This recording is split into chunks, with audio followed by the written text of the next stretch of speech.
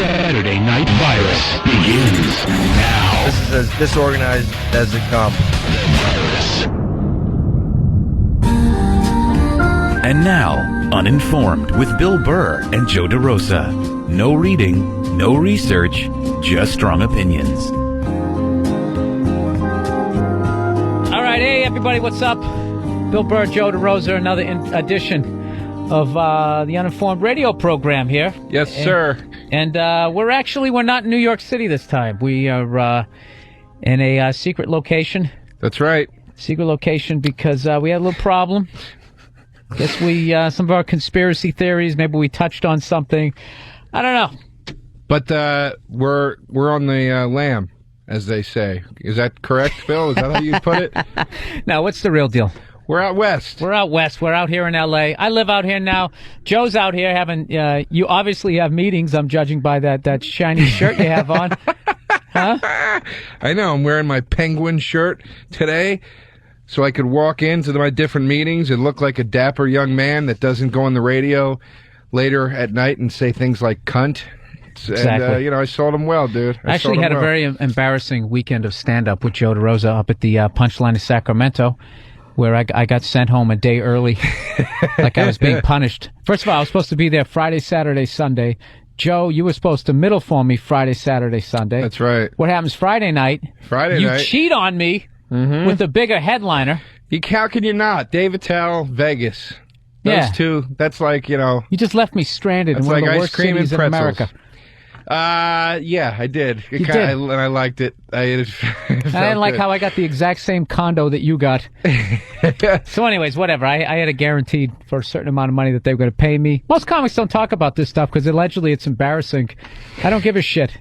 So I was supposed to be there through Sunday.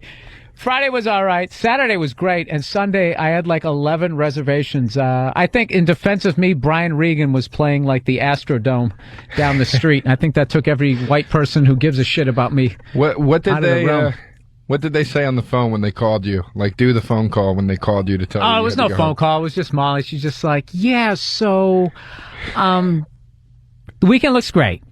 But Sundays, I go, what is it, like 12 people? She goes, there's 9. There's 9 reservations.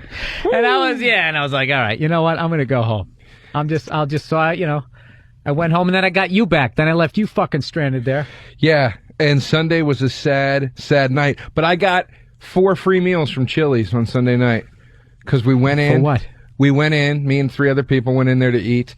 And they were so slow with the service. Dude, I've become a master at getting free food in restaurants when the service is bad. And well, when are you going to go to a restaurant, Joe? What do you Chili's? mean? You consider Chili's a restaurant? I do.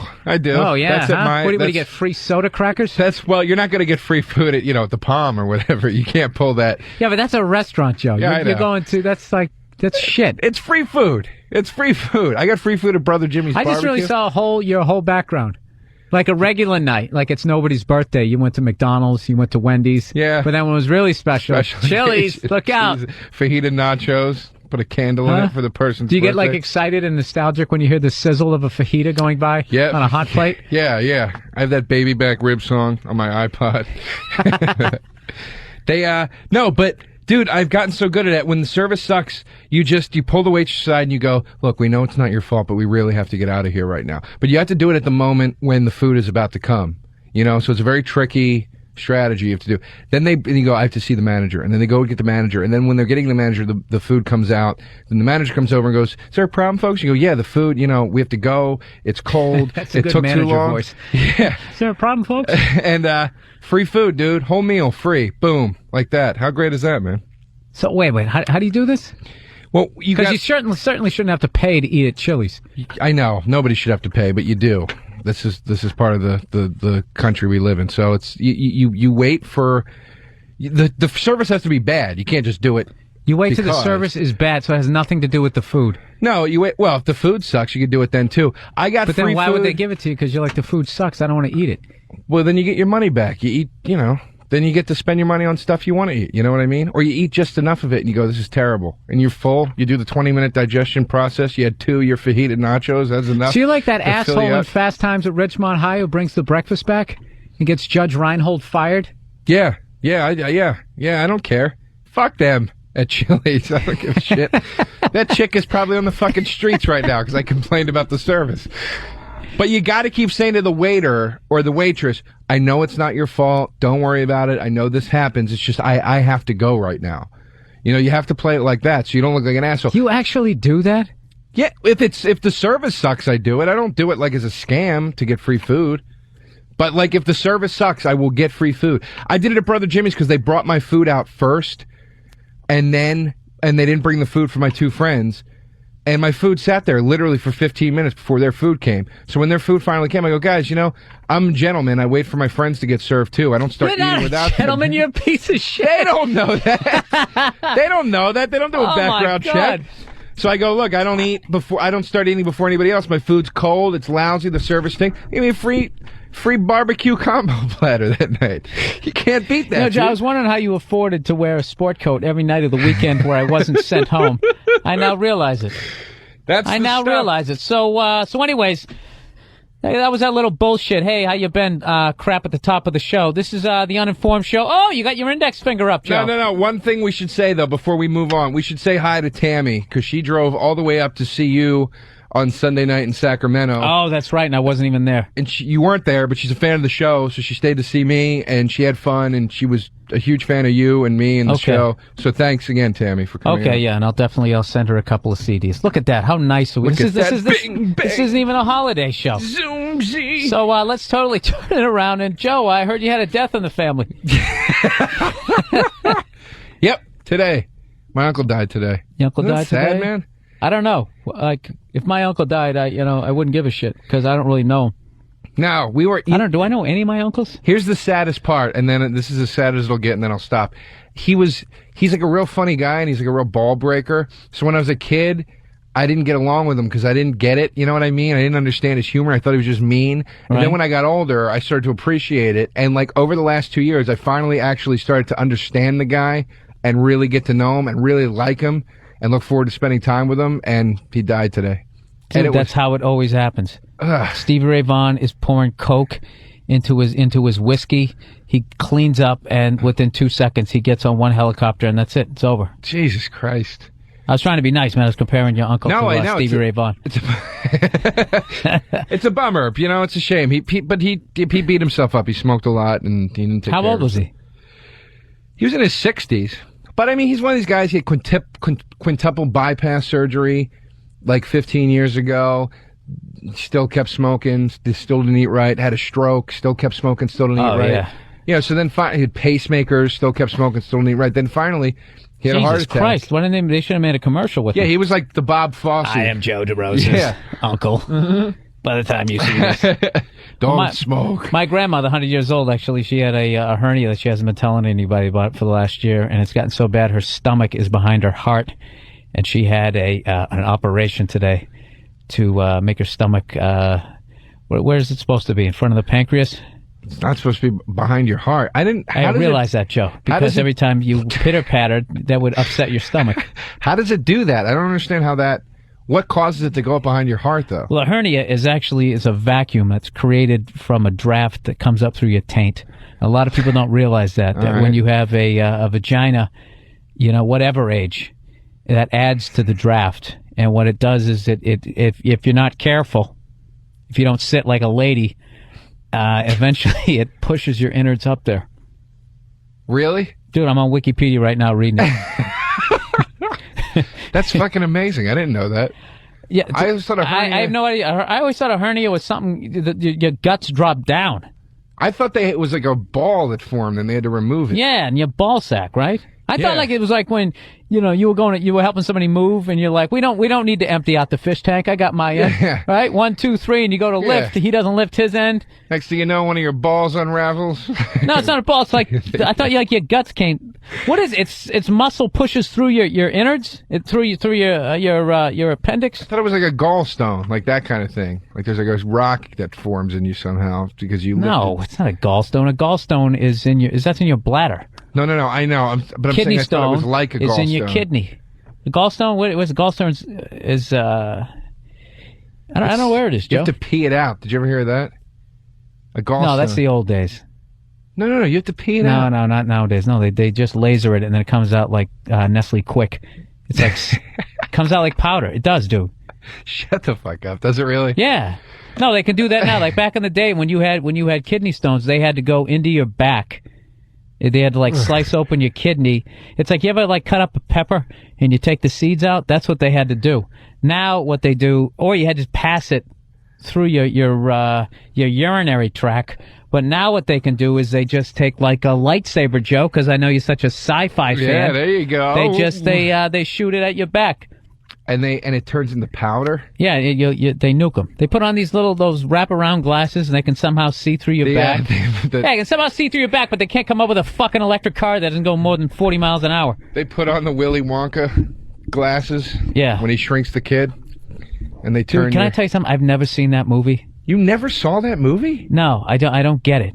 All the references and everybody goes oompa loompa and the whole crowd starts laughing. It's a great movie. It isn't, dude. And all the Star Wars movies suck. Oh, come on. 1 through 6, they all suck. Oh, stop it. They don't hold up. Come on, Joe. They don't hold up. They do. They don't. They do They entirely. Don't. Joe, isn't there a band that you really loved when you were a kid and you go back and you listen to them and you're like, ew, Jesus. Yeah, but that's not Star Wars. That is Star Wars. But you were, Obi-Wan Kenobi. How old were you? 20 when they came out? No, Yeah, I was 3. I was 10. I was right in that wheelhouse. You didn't even understand what was going on. You're probably crying because it was too loud. You little Oshkosh fucking 3-year-old overalls. Look how mad and unentertained the producer looks right now. Do we have one? I know. If you could see, this looks like a condemned library that we're in right now. It's got these bright white. We're in the studio, and it's got these bright white hallways, like in fucking Willy Wonka. But did you see down the hall? They had like that little creepy little lab in there. Yeah, that's what I'm saying. It looks like smell that shit when you Silkwood came or up? some Yeah. shit. Yeah. That's They're gonna hose us down after this. That's where all the scientists are. They used to be in the garages and they would invent shit.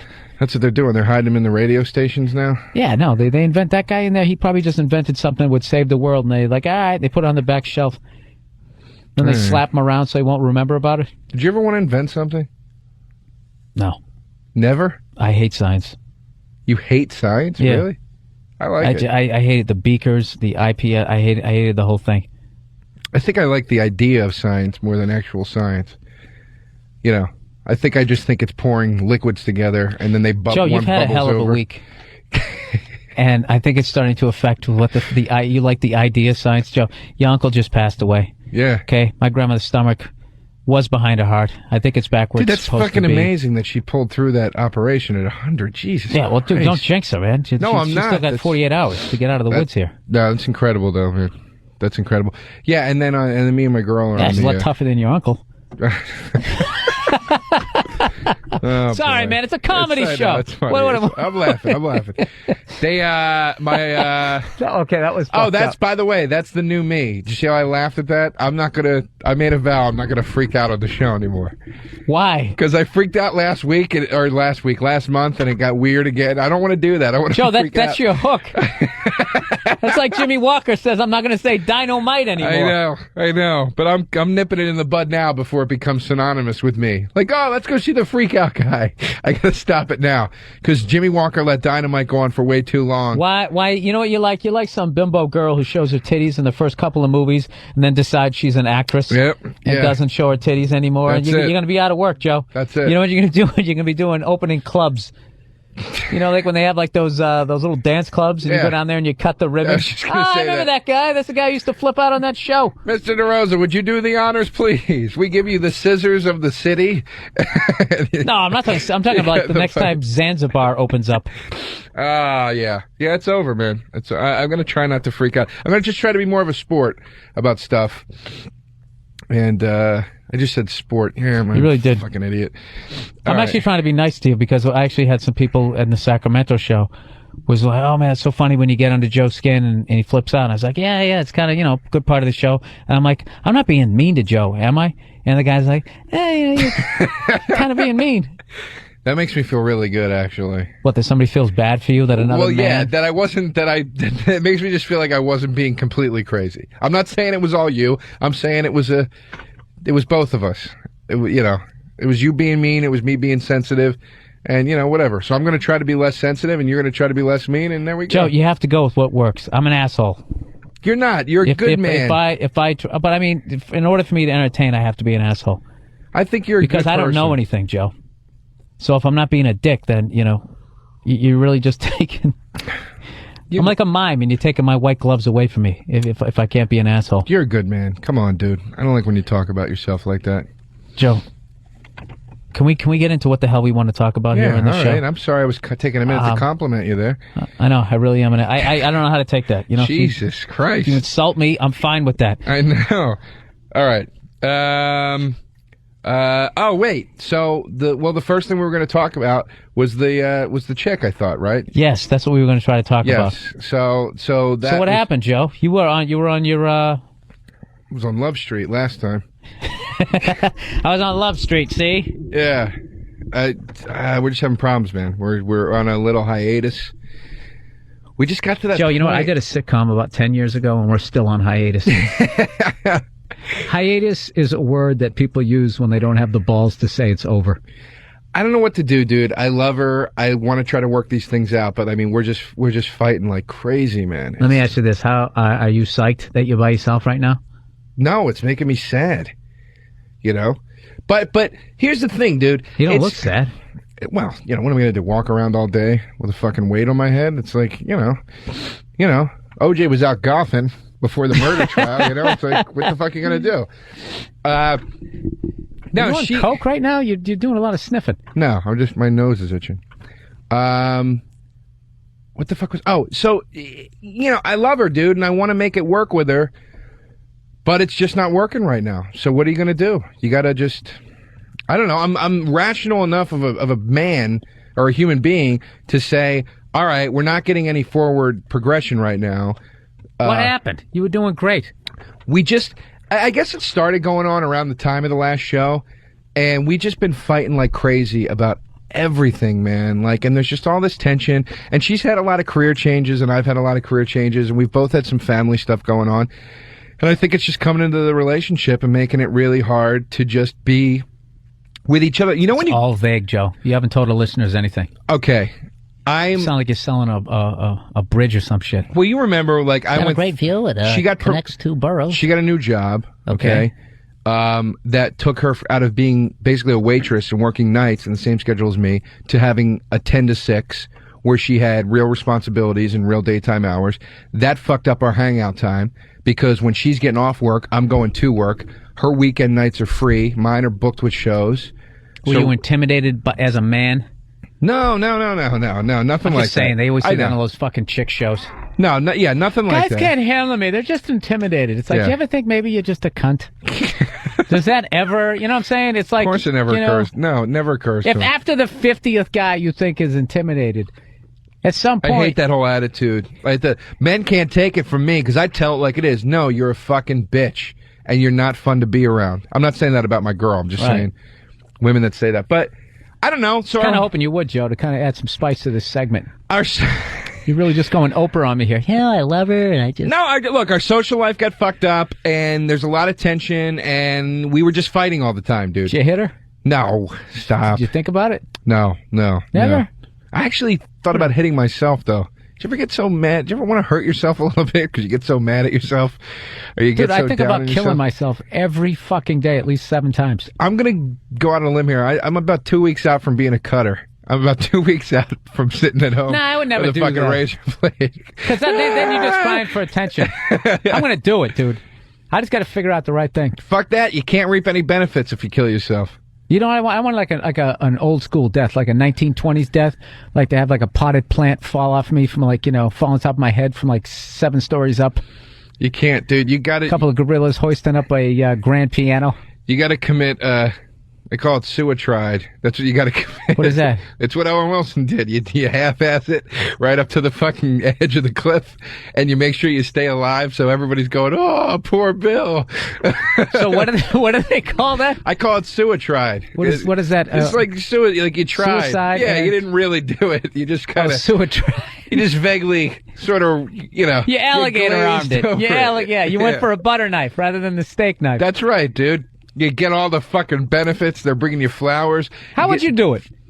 if I was going to kill myself or if I was going to almost kill myself. Yeah, 'cause some people go out like a man, blow your brains out. It's like, that's really inconsiderate. You're creating a mess. I would do it with pills either way because it's gay. painless. It's painless. I know. But I would do it with Don't point at pills. me. If I was going to do it if I was really going to do it, I would do it with pills. And, I'd just go somewhere and not tell anybody where I was and take the fucking pills and that'd be it.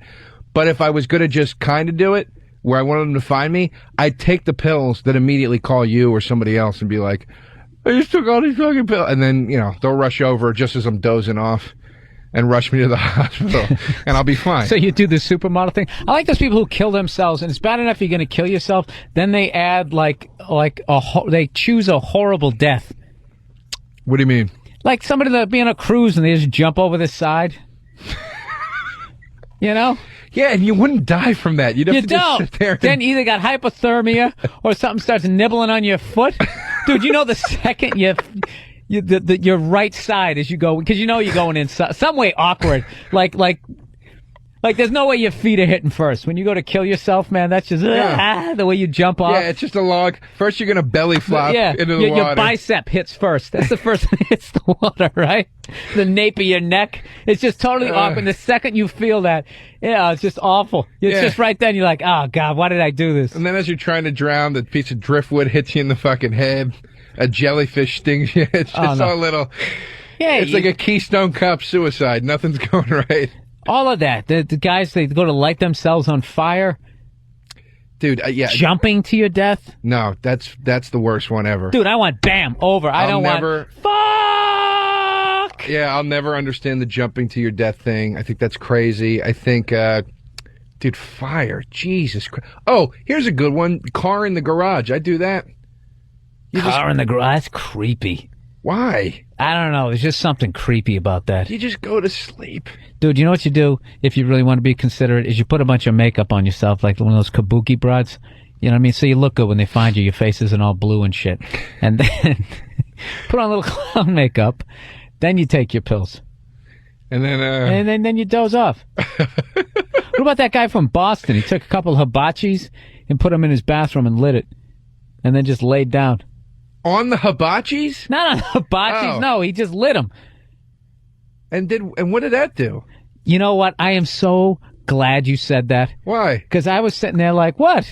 You just put no the whatever that shit is. It's the same thing with the car. It's the same principle. Yeah, the Coles, the Kingston. The Kingsford, that's all toxic. I guess that's why they have chimneys, Joe. I thought it was because he didn't want to get it all smoky because that would make your eyes water, but evidently it can kill you. I like the smell of that Kingston charcoal, too. That'd be a nice way to go out. Dude, I love it. I used to go to Patriots games. We'd get so hammered, we didn't light the fire right, and we'd put the meat on, and the fire would go out, and we'd be so shit-faced, we'd be spraying lighter fluid back onto the Kingsford over the burgers, dude. And you'd be so hammered. You know that I got to eat something hammered? You could literally taste lighter fluid. It was like you were eating poison. Jesus Christ. Oh, dude. Oh, it's brutal hangover. That's used to ride over there in the back of a landscaping truck, and this dude used to drive underneath low-hanging branches. I used to, when I was in college and I used to smoke weed, we were so desperate to get weed, and you're in college, so you're broke, so I'd buy weed from anybody. And, for $10, that was all I could afford, was, my last $10 for weed. And so many nights, dude, I was smoking weed that you could just taste the can of aerosol that some guy sprayed on it. Like somebody dumped Lysol all over it. God. So it smelled like that fake piney smell, so you'd think it was good. You're just smoking it and seeing spots and shit, but you didn't care. You just... I can't picture you doing that shit. I can't. It's weird. I look at you and I just see a drunk. Thank you. So what happened, man? I thought I was going to get some emotion out of you, man. With the girl? Yeah, you broke up with her. You're like, it sucks. I love her, and that's it. Dude, you want to hear an emotional story? Yeah. A friend of mine lives in Sacramento, and she drove me from the club back to the hotel the other night. And we're sitting in the car, and she goes, so what's up? What happened with you and your girlfriend? I didn't even know you had a girlfriend. Like, what happened? And I go, well, we just, we were together for 8 months, and, I really loved her, but then we, Oh, he started welling up? Yeah, and I just stopped, and I go, Listen, I can't talk about this right now. I'm going to start crying. I can't talk about this. And she was like, oh my God, you're so cute. You're so cute. Oh, that's so sweet. And I was like, I have to go right now. I'll see. Because she was like she thought it was so endearing that I was going to cry. You should have taken your dick out. I tried to jam a finger in her. Did you? And she slapped me. And then no. And I just got out of the car. Dude, I couldn't, dude. I literally had to get out of the fucking car and I ran up the steps. That's how you get over them. It's in that moment when you get choked up, and then there's the other female, and she's feeling bad for you. What you have to do in that moment, it's weird, is you have to take your dick out. Okay? Listen to me. I'm listening. So it's weird. So now you're getting blown and you're crying, and it's like the two emotions passing each other in the night, like a couple of ships. Yeah. That don't see each other, or that metaphor that I don't really know how it goes. I think that was it. And then you pass over into I'm banging chicks and I don't give a fuck. But I'm telling you, dude, if you're crying about this is anybody listening to this show, I'm telling you this is true. If you're crying about your ex-girlfriend while getting blown, the second you come, that's it. You have no more feelings for the other one. You just shoot it all out? That's it. You never saw that movie Ghost? That happens, right?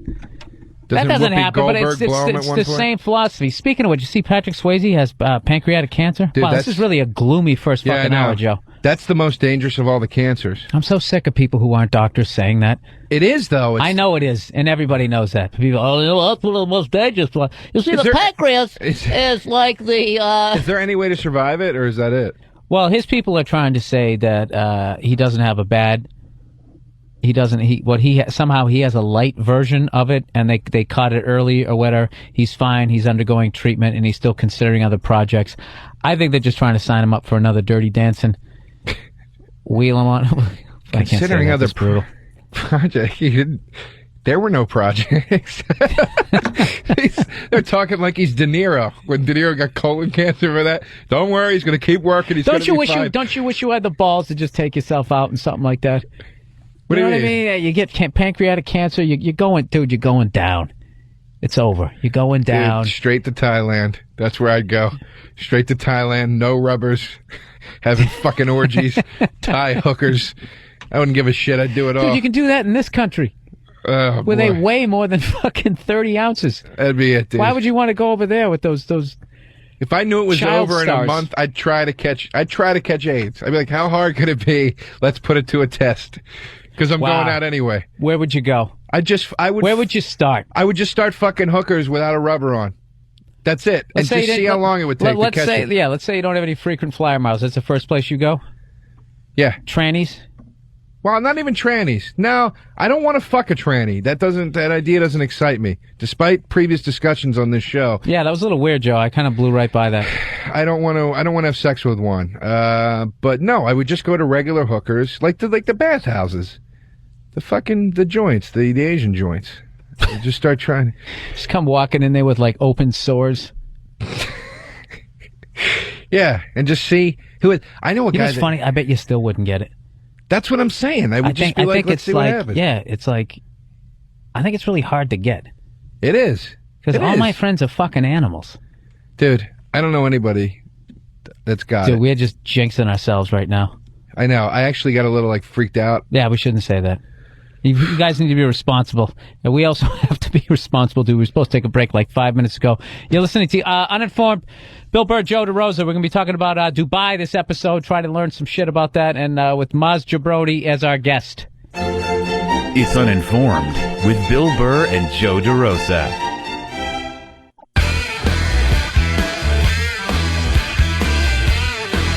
Hey, everybody. We're back. Uninformed. Bill Burr and Joe DeRosa here. Taping out in beautiful Los Angeles. Yeah, yeah. Los Angeles. You enjoying it out here, Joe? We're in the sunniest city in the country, and we're in the darkest. Oh, this really looks like a radio station from the early 70s, and there's absolutely no energy in this fucking place, which I think our first part of this show conveyed, and I'm going to step it up I'm ready. I'm ready to step it up. That's what I'm gonna do. That's what I'm gonna do. Hey, I forgot to say this shit. So I call my grandmother as she's about ready, getting ready to, try to not have her stomach behind her heart. Sure. So obviously she's 100 years old. This is like, this could be the last time I talk to her. So I want to make sure I say everything that I have to say. But I come from such an emotionally shut down family. Sure. This is basically how the conversation went. It basically went, she just answers, hello. And I'm like, hey, Grandma, what's up with your grandson, Bill? She's like, oh, how are you? And I go, yeah, how you doing? She's like, not so good. And I go, all right, well, I just want you to know, I didn't know what to say. I was like, I love you, and I'm saying a lot of prayers for you. And, I know you're going to get through this. And she just goes, I don't know if I know, and I had a great life. Jesus. Dude, and I didn't know how to end it. And I was just like, all right, then, take it easy. Jesus Christ. I guess if there's something after this, I'll see you. Dude, and it was like, it was just weird, man. I come from a weird family. Like, I'm going to be sad when I see her. I'm not sad on the phone. I can't fucking emote on the phone. I have a hard time with that, too. Talking to my cousins today was really hard because you're just doing the, like, hey, buddy, if you need anything. I just said to him, I go, I'm not going to sit here and lie to you. I don't even know what to say to you right now. I can't fathom what you're going through, but I'm here for you. I love you if you need anything. Because what else can you say, dude? My grandma... I got to beep. I got to take this. On Christmas Day, my grandma... I was talking to her on the phone. My grandfather died in August. Uh-huh. I was talking on the phone, and I go, hey, Nan, how you doing? Merry Christmas. And she goes, thank you, dear. And I go, how you doing? And she goes, well, it's a rough day. It's not a happy day, This is on Christmas. Yeah, she goes, it's very hard. Because it was her first Christmas without my granddad, Oh, God. And then I go, well, Nan, I understand everything you're going through, and my heart goes out to you. I understand what's happening to you right now. And she goes, well, Joe, if it's never happened to you, I doubt you understand it. Which is so true, but it's just like, he's going to be like, you know what, you fucking old bag. I don't know what to say. What am I supposed to say here? Okay, you're right. I don't know what it's like. Yeah, that's a real, Jesus you Christ. know what, then fuck you. Yeah, go fuck yourself. That's such a douchey thing to do to somebody. They know, but I mean, I don't know. I was furious the whole day because of it. It's fucked up my whole Christmas. Honestly, I was mad. Did you curse her out? Like to yourself? Oh, I was screaming about her at my parents. My parents were upset, too. They were like, she shouldn't have said that to you. You don't say that, man. I'm just picturing you in that Christmas turtleneck sweater. I'm trying to say I feel bad for her. Just crying with a Nerf hoop right behind your head. Oh, yeah, dude, it's brutal. Yeah, dude, it was... My dad calls up, and he's so emotionally removed. He doesn't know how to deal with anything, so all he does is just talk in medical terms. What did he say? Yeah, basically, she's got a bilateral concussion of the temporal lobe, and what they're going to do is they're going to make an incision, and they already got an FO tube going. He starts using all this terminology. It's like fucking watching like the nerd version of MASH, and it's just like that. I don't even know what the fuck you're talking about, but I grew up with you, so I understand that. I get it. We don't know what to do. She's gonna die, or maybe she's not gonna die. What am I saying? She made it through. She made it through, dude. She made it through. Yeah, there's like 2 more days we got to worry about, but it's just like, I mean, I don't know how to fucking sit. You know what it is, dude? I can't sit here and act, I just got to be like, maybe, I don't know. The whole thing is first of all, it's unbelievable she lived as long as she's lived. It's incredible, dude. Yeah, how much she's seen, and dude, iPods were wooden. No. She basically, what's killing me, dude, though, seriously, is this having just paid another huge fucking chunk of taxes. Okay, and I've been telling you to watch that Freedom to Fascism documentary. Yeah, where they basically are showing how income tax isn't even legal. It's this voluntary tax, how the Federal Reserve is just a group of bankers, and the IRS is the agency that, that's like their bouncers. Right. They come out with their little headsets, pull up in that black van. Yeah. As you try to hide behind the desk you bought at Staples. Yeah. And try to grab some receipts out of that fucking trash can. But this is what kills me, man. So let's just say, for sake of argument, my grandmother grosses $1 million in her lifetime. Okay? And, whenever she passes, and so already they took half of that. Right. Okay?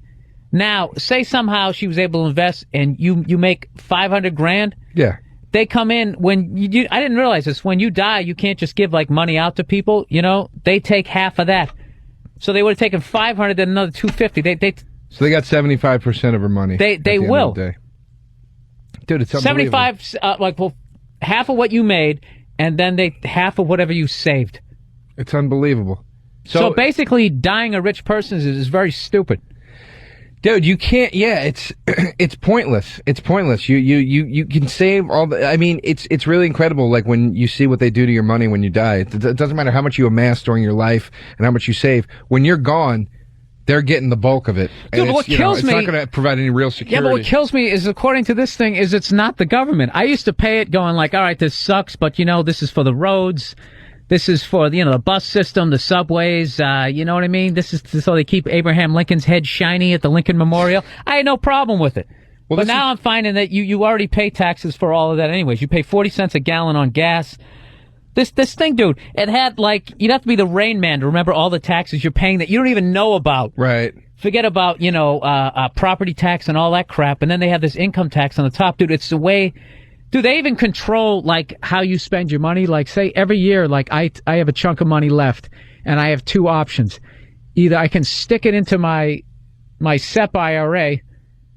What I want to do is I want to pay down my fucking mortgage. But if I do that, then they're going to take, Elvis taxes on it. But if I stick it into my IRA, they're not going to fuck with it. But where does that money go? It goes into down to Wall Street, into the corporation. So they're making money off of my fucking money. Well, what is the, I don't understand, though. This is what I always get confused about. That's all based on a documentary I watched 8 months ago and no follow-up research whatsoever. What is the, but I don't understand, if it's not the government, what is the, that's the part that confuses me. How do they function legally? I guess they were basically, they're a group of bankers. You're going back to the Rockefellers, as far as what I can remember from watching documentaries and nodding off. Right, reading Wikipedia. It was basically like the Rockefellers, J.P. Morgan, those kinds of guys. What they did in 1907, right around the time my grandmother was born, right? What they did was they created a panic in the banks. And they started this rumor, which I don't know how the fuck you did it back then. Well, you said it to a guy and you slapped the ass on his horse and he took off screaming frantically. Well, they were all, no, the way you did it back then was that the banks, this is actually the reason, this is true. This is the reason that marijuana is still illegal in the United States, because after Prohibition, they were going to re-legalize marijuana as well as alcohol, and they didn't, because back in those days, it's like the banks and the newspapers were in bed together, 100%. So that's what yellow journalism, that's how it became so strong, basically, was because they had basically all the major finance in the country behind. Joe, I'm trying to talk about what I don't know anything about. Can I finish with that first? But I'm saying that's what they did. They had the papers on their side. Oh, they'd have the papers to it. Oh, I get it. Well, so basically, they basically started this rumor that this one bank didn't have any money left. So it caused a run on the bank. Now, obviously, they're always loaning out money, so if everybody goes down there, they don't have enough money to cover. So it caused this big fucking panic. They had to basically shut down the banks, and everybody was freaking out. And what these guys did was then they moved him to the government. They said, hey, you should just have one bank for the government, and they somehow convinced them that they're going to print the money. They print the money for this country with interest. Dude, I'm so fucking stupid. I don't even get what they're doing. I just know that they're making a ton of cash. And then 8 years later or something like that, they snuck in this income tax. Why can't the government just print the money, though? Well, you know who's the last guy who tried doing that, Joe? Evidently, it was John F. Kennedy. He tried. I swear to God, dude, I'm not making this shit up. He tried, and that man was. He printed $1 billion, like $4 billion.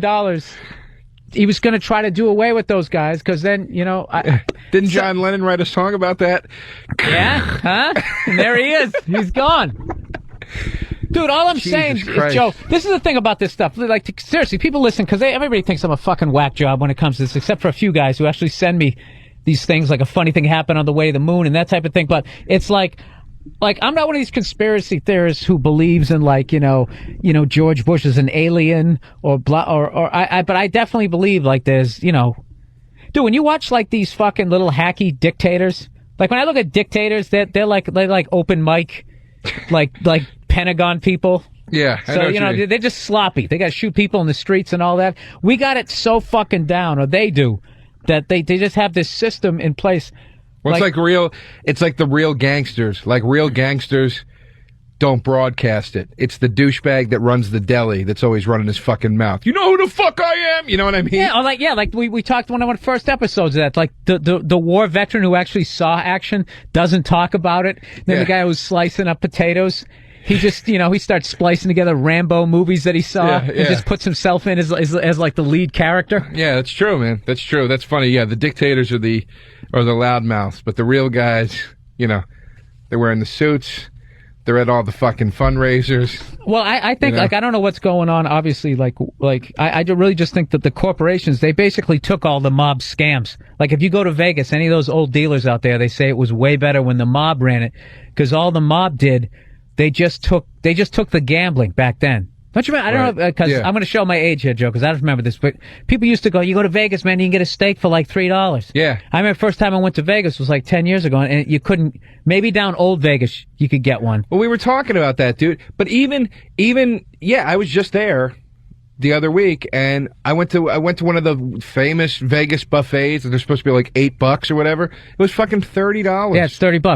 $30. And no, they take everything. Dude, I've talked to guys, they lose like fucking ridiculous amounts of money. And back in the day, man, you did that. They give you like a bottle of Crown Royal and a hooker. Go up the room and sleep it off. They didn't give a shit, right? Now they don't even comp you on rooms sometimes when that happens. So that's brutal. That's like been like the basis, dude, of like so many of my absolute freakouts.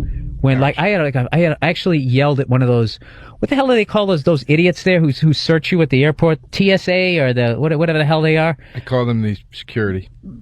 I call them cunts, Joe. I'm going through security, right? Right. Okay, I've done this a million times. I know what the fuck I'm doing, right? I get everything off. Everything's great. I go through that and they, sir, we need to check your bag, sir. Yeah, of course. And they take out a thing of toothpaste. Tom's main toothpaste, no fluoride, because I'm true to the show, right? So I go, it's toothpaste. You can't have any liquid or gels. And I go, it's toothpaste. Well, we consider it a gel. I'm like, it says paste on the side of the thing. And she's like, well, you can go back if you want to. I go, what, uncheck my fucking bag? Like, I didn't drop the F word. But, well, you're a bigger man than I am. No, dude, I'm not going to do that. No, I do. No, you don't. You don't drop the F-bomb to those $8 an hour people. Because they'll take you in the back room. And I'll tell you a story when you're done with your story. Oh, am I boring you? No, I'm saying I'll tell you how I react. Oh, I thought it was some passive-aggressive thing. Hey, no. dude, whenever you finish. Whenever you're done, Bill. Yeah, whenever you can get around to it. No, but dude, I don't know. I've just realized, like, that's the new thing with, like, corporations, dude. They're having you do the fucking job more and more. You bring a rental car back, you got to write the gas and the mileage down. It's like, dude, I don't fucking work here. It's ridiculous, man. I saw my brother, like, literally took the keys as he got out, and the guy's going, sir, and he just fired him right at the guy's chest. He goes, I'm not doing it. It's ridiculous, man. I got tied up in security at the airport the other day, and, the gray tubs that you put your shit in? Yeah. They were so off their game that the tubs were lined up all the way to where they come out of the conveyor belt. Yeah. With people's shit that they were, like, doing random checks on. So everybody's all backed up in line. My shit's sitting there at the very top of the line. It had just come through the machine. And I'm like, all right, I can't hold up the line because these fucking morons can't do their job. So I take all my shit out with my laptop, and I walk over to the table at Burger King. Uh-huh. I put my bag down, and I put my laptop on top of it. Brand new fucking laptop. It slides off my bag, just boom, bounces off the floor. Because these fucking morons, if they had their shit together, I would have put it in the bag when I was supposed to, and I just go, fucking cunt! Like that. It just echoed.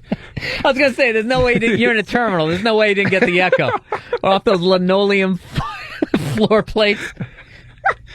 Yeah, dude, but it's ridiculous. Nobody does their job. It's absolutely absurd.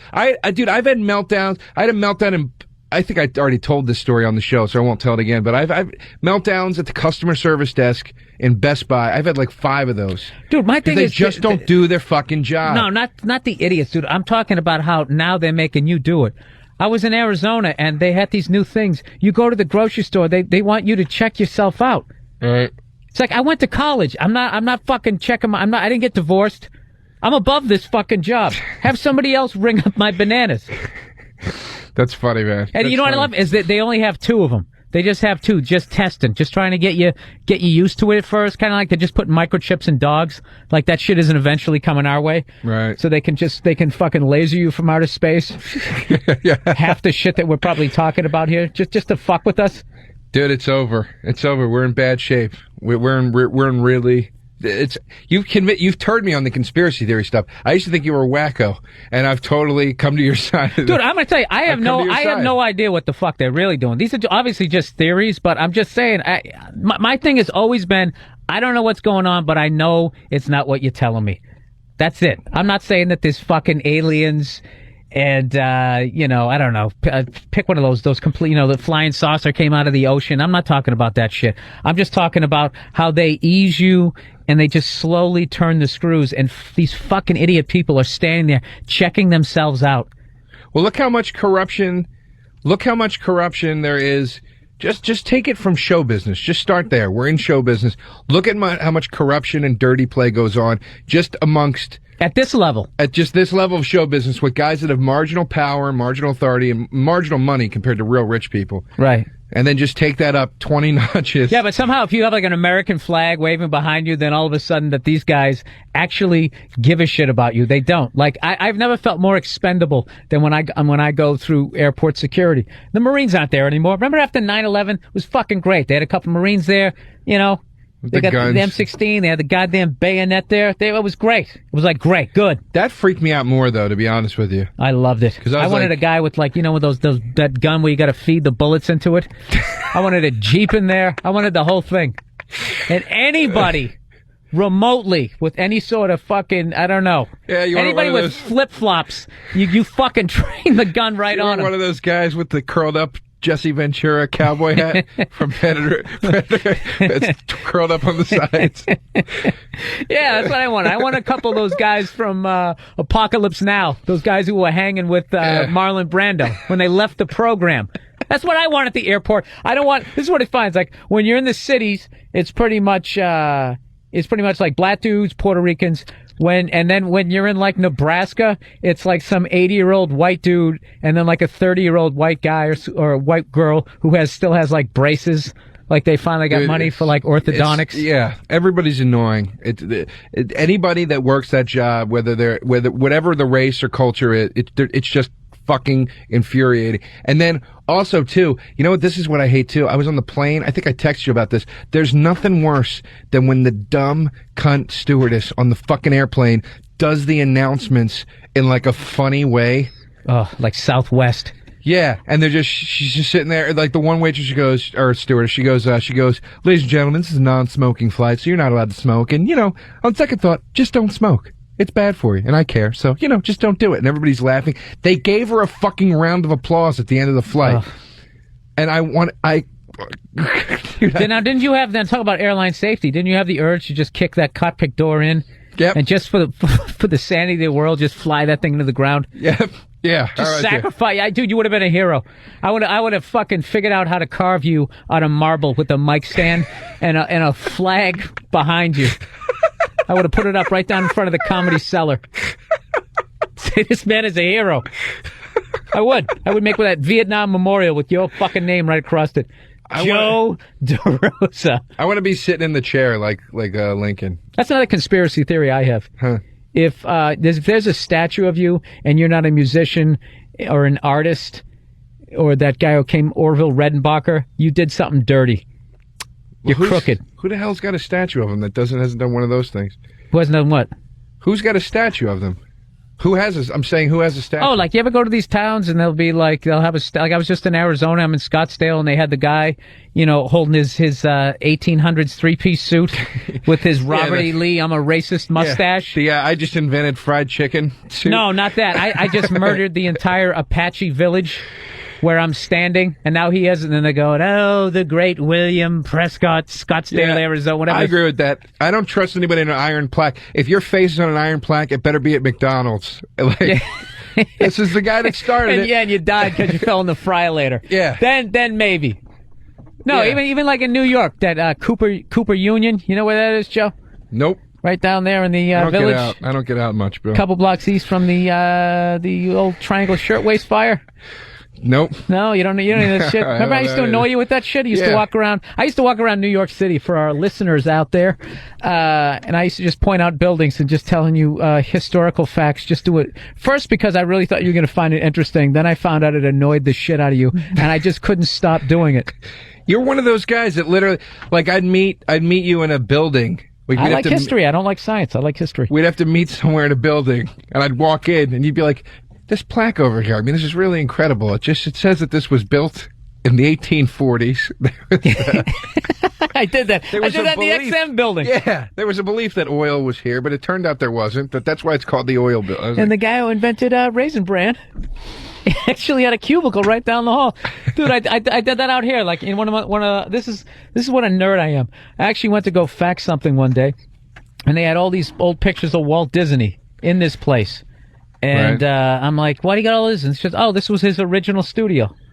That's cool. I like that. Well, there you go, Joe. It's just a little bit different. People leaping to their death on fire because someone threw a cigarette butt into a shirtwaist bin. I like entertainment history, but I don't care about this is. So you watch what, the E Network? You know where they invented belt buckles and shit like that. Dude, I'm not that bad. I'm not that bad, but I can't watch those. I can't watch those other shows. The E! True Hollywood Stories? I love those fucking things. No, I just kind of stay away from E anyways. Everybody has the exact same shaped head.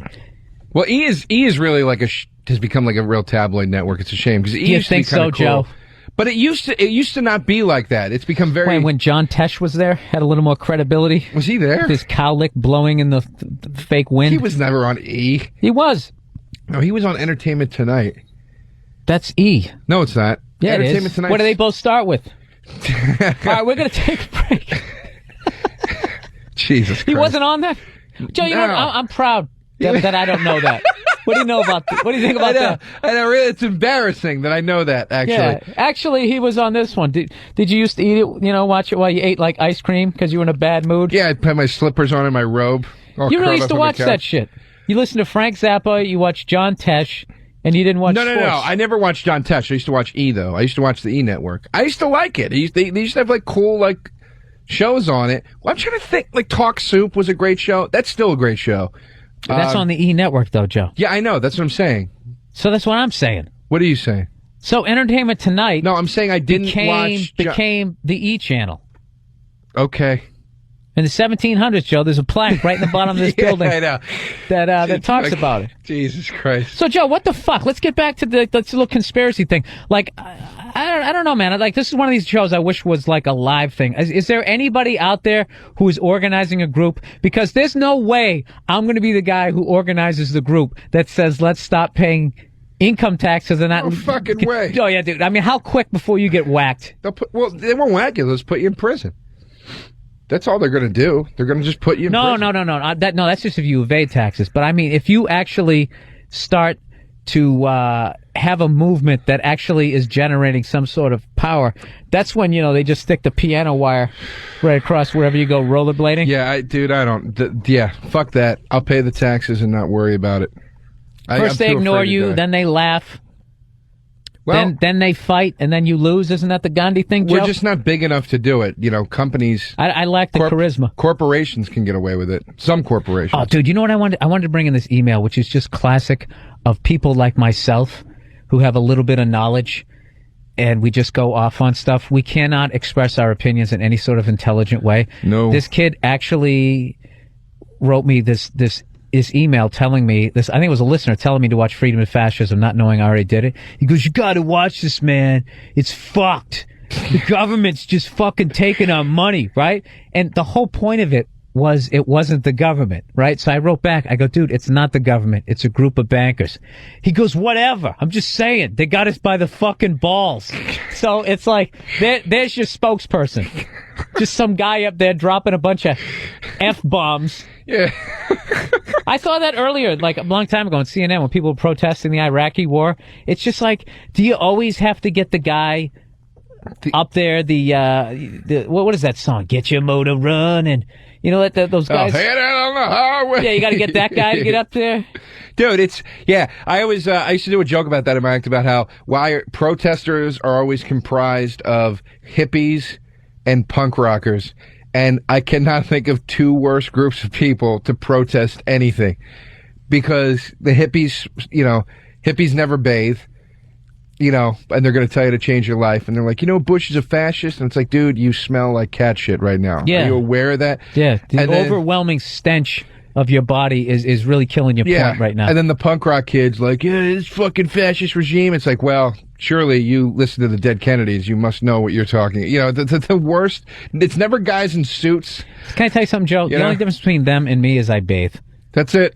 That's it. And I like to think I listen to a little better music. You don't have pins on your jacket. That's it. That's the only. Only fucking. Yeah, but Joe, this is the. But you said you came my way a little bit. Do you understand what I'm saying when I look at this shit? Where I'm just like, you know, when I worked in a warehouse and they told me I was going to get a 50 cents an hour raise, and I get there and somehow it's only 15 cents, and they fuck with you on that level. I just don't get people who just have 100% trust in like all these guys, like that whole, like, you know, Democrat, Republican, all that. Like, you just start reading about, like, that Bilderberg group. Have you been reading that? I think we have to take a break here, because we're pre-recording this goddamn thing. We do, so... Why don't we talk about when we get back? Wait, no, we have a few minutes. We have a few minutes, actually, if you don't want to... How are you telling that? Because I have a clock here. Is there a sundial? We took the last break at 27 after. It's only 49 after now. So we have a little time, if you want to keep... We have about... Okay, Danny, just edit this fucking babbling out right here. Can we pick up on something? Well, let's do Halliburton before Bilderberg, because it makes sense. One leads into the other, and Halliburton did the tax evasion thing. We were already talking about that. Oh, so you want to talk about Halliburton? Yeah. Okay, so I think we should do that before Bilderberg. Where is a good place to pick up right now? This is like fucking goddamn just say geometry here. Just say...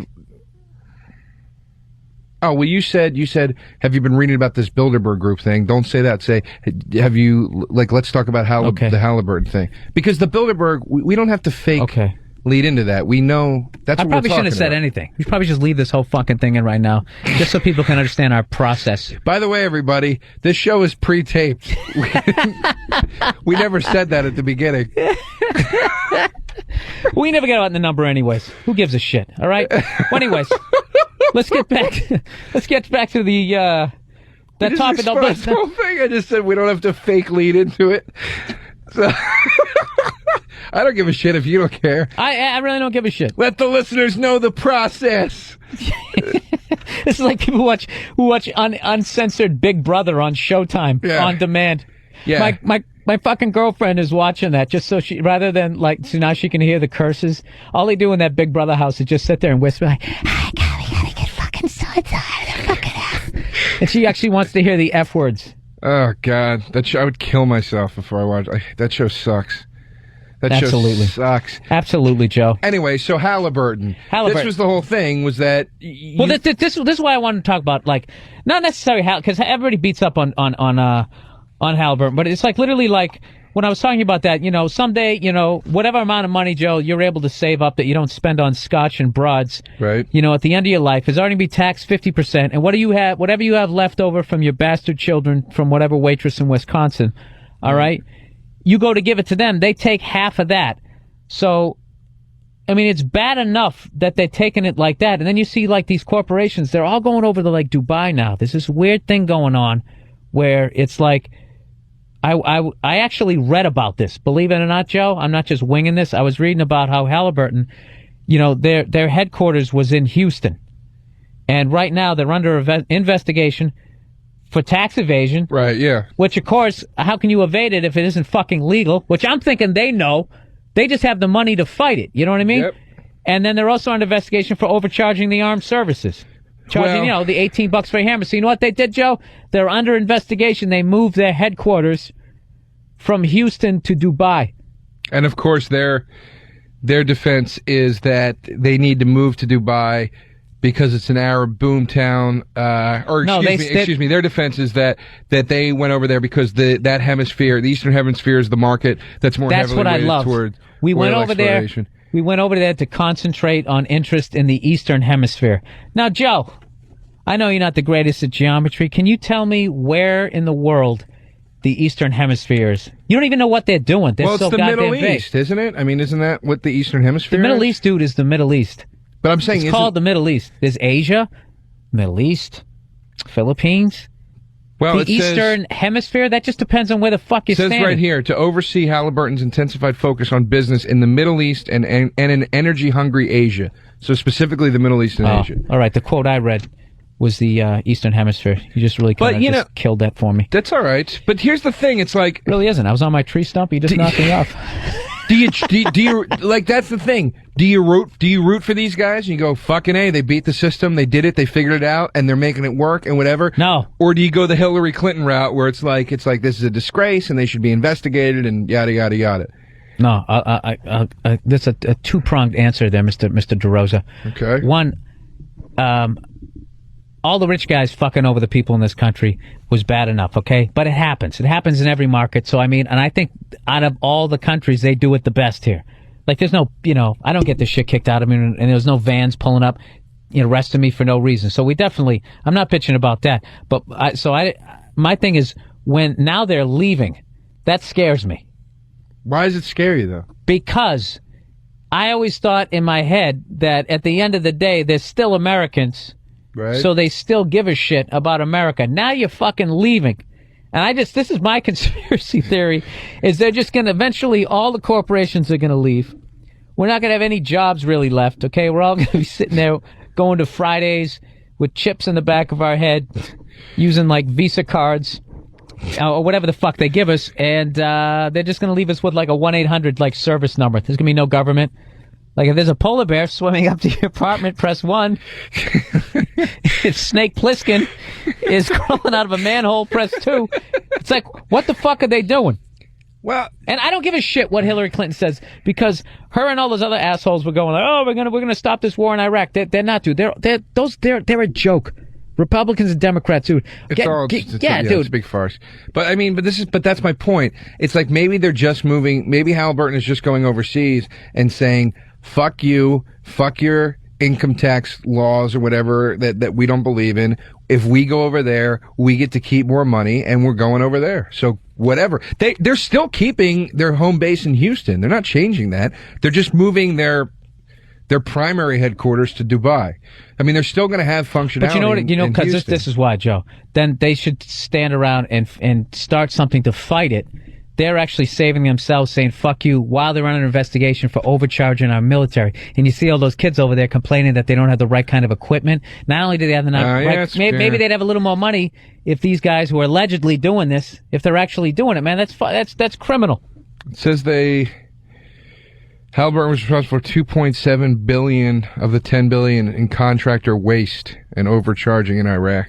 It's a lot of fucking money, dude. Yeah, it's like, dude, how big? My big thing is like, I don't give a shit that there's people running me, because obviously I think I've proved more than enough with half the stuff I've said in the show that I can barely manage myself. There's no way that I need somebody governing me. But like, it does get to the point, dude. The last 10 years is the first time I've just really been sitting there like, how big does your fucking yacht have to be? Like, I feel like when I get on the airplanes and they've mushed the rows like another inch together, and you go to put your tray down and the guy in front of you leans back, and it's a little, That's so funny though, dude, because like I'm the same way. Like I want to be independent. I want to be a free thinker, but I really need somebody to tell me what to do. Oh, some overall parental figure? Totally. Somebody's like, go that way. Just walk that way. Okay. Dude, and my thing is, I don't mind if you gotta fuck me. Just don't go balls deep. And that's what I'm saying. That's what they seem to be doing. The airlines are the worst, dude. It's too many. Yeah. Anyway. All right. Is our guest just showed up, Moss? Yeah, he's here. We're ready for... So when we come back to Uninformed, which is basically two jackasses talking about shit we don't know about, we're going to try to actually learn something about half the stuff that we just brought up. Dude, it's too bad we don't have our phones, because there's a bunch of people who just want to call us up and tell us what idiots we are, or maybe agree with us. But we're going to be coming right back. We're going to be talking about Dubai. So all you truckers, get your globes out, get that hooker off of you, and we'll be back with Uninformed. Uninformed with Bill Burr and Joe DeRosa. All right, we are back. Uninformed with Bill Burr and Joe DeRosa. DeRosa? I almost was thinking that and our guest, Maz Jabroni. Let's try that again. All right. I'm not going to do it again. Whatever. I fuck up a lot in this show. We're back, and before we went to break, we were actually we were talking about Halliburton moving to Dubai, which I got to admit, dude, I had no idea what this place was, where it was from, and where it's at in the world, until I saw a piece on it on 60 Minutes, and I was telling Maz as we came in here that I don't know, it just kind of freaks me out that these guys are going over there. First of all, before I get going here, why don't we just introduce Maz to our audience? Maz Jabroni. Yeah, I say it right. I always want to say Jabroni because of The Rock. The Rock. Jabroni. Very funny comedian. You've been doing the Axis of Evil tour, which is it's like what you, Ahmed, Aaron Cater, Dino Bidala. It's just like, four Middle Eastern comics, doing a tour. Tour around the country. It's basically blue collar, but from the Middle East. Yeah, basically. Now, have you run into a lot of racists out there where I ain't going to go see them fuckers? You know what? We actually, when it came out on Comedy Central, I went online to kind of see what's been said. And a couple of guys, there was a couple like conservative blogs. Like one guy, I think it was the Sean Hannity blog page or something. Somebody was blogging and asking the other people on the page, "Would you go see these guys?" Jesus. And some of them were just like straight up like you just said, like I ain't gonna go see these Arabs. But some of them were just like they kind of skirted the issue by saying, I don't like my comedy to be political. I just want. Oh, that's hilarious. That's Dude, what's funny about that though? If you actually are a terrorist, this is one of the greatest like covers ever. Oh yeah. I mean, what do they usually do? What did the you're tapped in that network? Yeah, they usually do stuff like they get their student visas and then they hang out and like they get jobs at the gas station, just kind of quiet, sweeping the floor. And the big thing is they pray like 3 times a day. They look to the east, is it, or something like that? 5 times a day. And then the big thing is that day when they go to the strip club. That's when you know something's going down, right? That's when it's going down. When they're shaved, when they finally shave and go to the strip club, you're like, oh shit. What is the deal with the shaving? The shaving is I have no idea. Maybe blend in, I suppose. I guess. But until then, if you're not gonna blend, I guess those guys shaved going into the guys doing the 9/11 thing. They all were cleanly shaven and ready to go. Oh yeah, trying to look like they work for Verizon. Exactly. They were cell phone Just a couple of salesmen. engineers. By the way, I want to personally thank Maz because I've done a couple Axis of Evil shows with him, and we've also done some Arab American Comedy Festival shows together and a whole bunch of different stuff. And I am as absolutely ignorant about this stuff as you are, even though I'm part Arab, and he's completely indulged me. You are. He's like the black guy who grew up all around white people, right. And he's into like Judas Priest. I am the Alfonso Ribeiro. Yeah, that's the name. Yeah. Of the fucking Axis of Evil. Yeah, exactly. Well, that's cool, man. So But, you guys been going around doing that tour. It's interestingly enough, speaking of Dubai, because that's what we really want to learn about on this show. Like, because I threw that reference out, I think, every night on stage. And there's always that voice in the back of my head going, Bill, you really don't know what the fuck you're talking about here. Yeah. But they've been there a million times. What is... Well, I like the fact that, like, I'm the expert. I've been there once for 5 days. But I'm the expert. On this show, I am the expert. Dude, if you listen to that last segment, dude, how stupid did we it's great. sound? I love it. It's perfect. We read a page on Wikipedia. That's all we know. Yeah, so compared to us, dude, And you're we're like, suspicious. Yeah, of course. Why wouldn't you be? No, it's I went there. We went there. Actually, we did the tour, and part of the tour was we went to the Middle East. So we went to Dubai, we went to Egypt, we went to Jordan, we went to Beirut and Kuwait. How did it sell when you went out there? It sold out, man. That's amazing to me because if I went on tour with like 4 other white guys and I went to like, Michigan, there's a bunch of white people already there that wouldn't be like special. You know what I mean? I would think you're going to where you guys are a dime a dozen. Well, you would think, but that to be like, yeah. We finally get an American show and they're sending us more Arabs. We got a million of them. We already got them. No, you know what was crazy was I think the problem was this is what I learned. Like I'll be honest with you. Like I was born in Iran. I grew up in America, and I know that Iranians. There's a lot of Iranians back there that are very hip. They're very modern. Right. They know it, like they love the West. I went back 10 years ago and there was guys with like, Shaquille O'Neal jerseys from the Lakers and just like, they just love the West. Right. They get the films, the internet, all that. But the NBA West or just the West? Basically, they're big fans of the NBA West only. Okay. But not the Philadelphia Sixers, they hate. No, but it was funny. So I knew that. But then I forgot, as like an American, you get a little paranoid as well, living here and seeing the orange alerts and the red alerts and all this crap. Right. And before we went on this tour, I actually went and saw that movie, The Kingdom.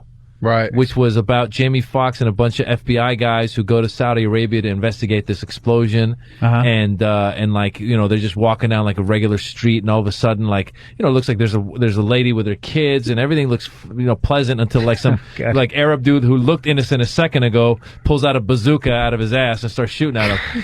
So I went and saw that. I swear to God. Yeah.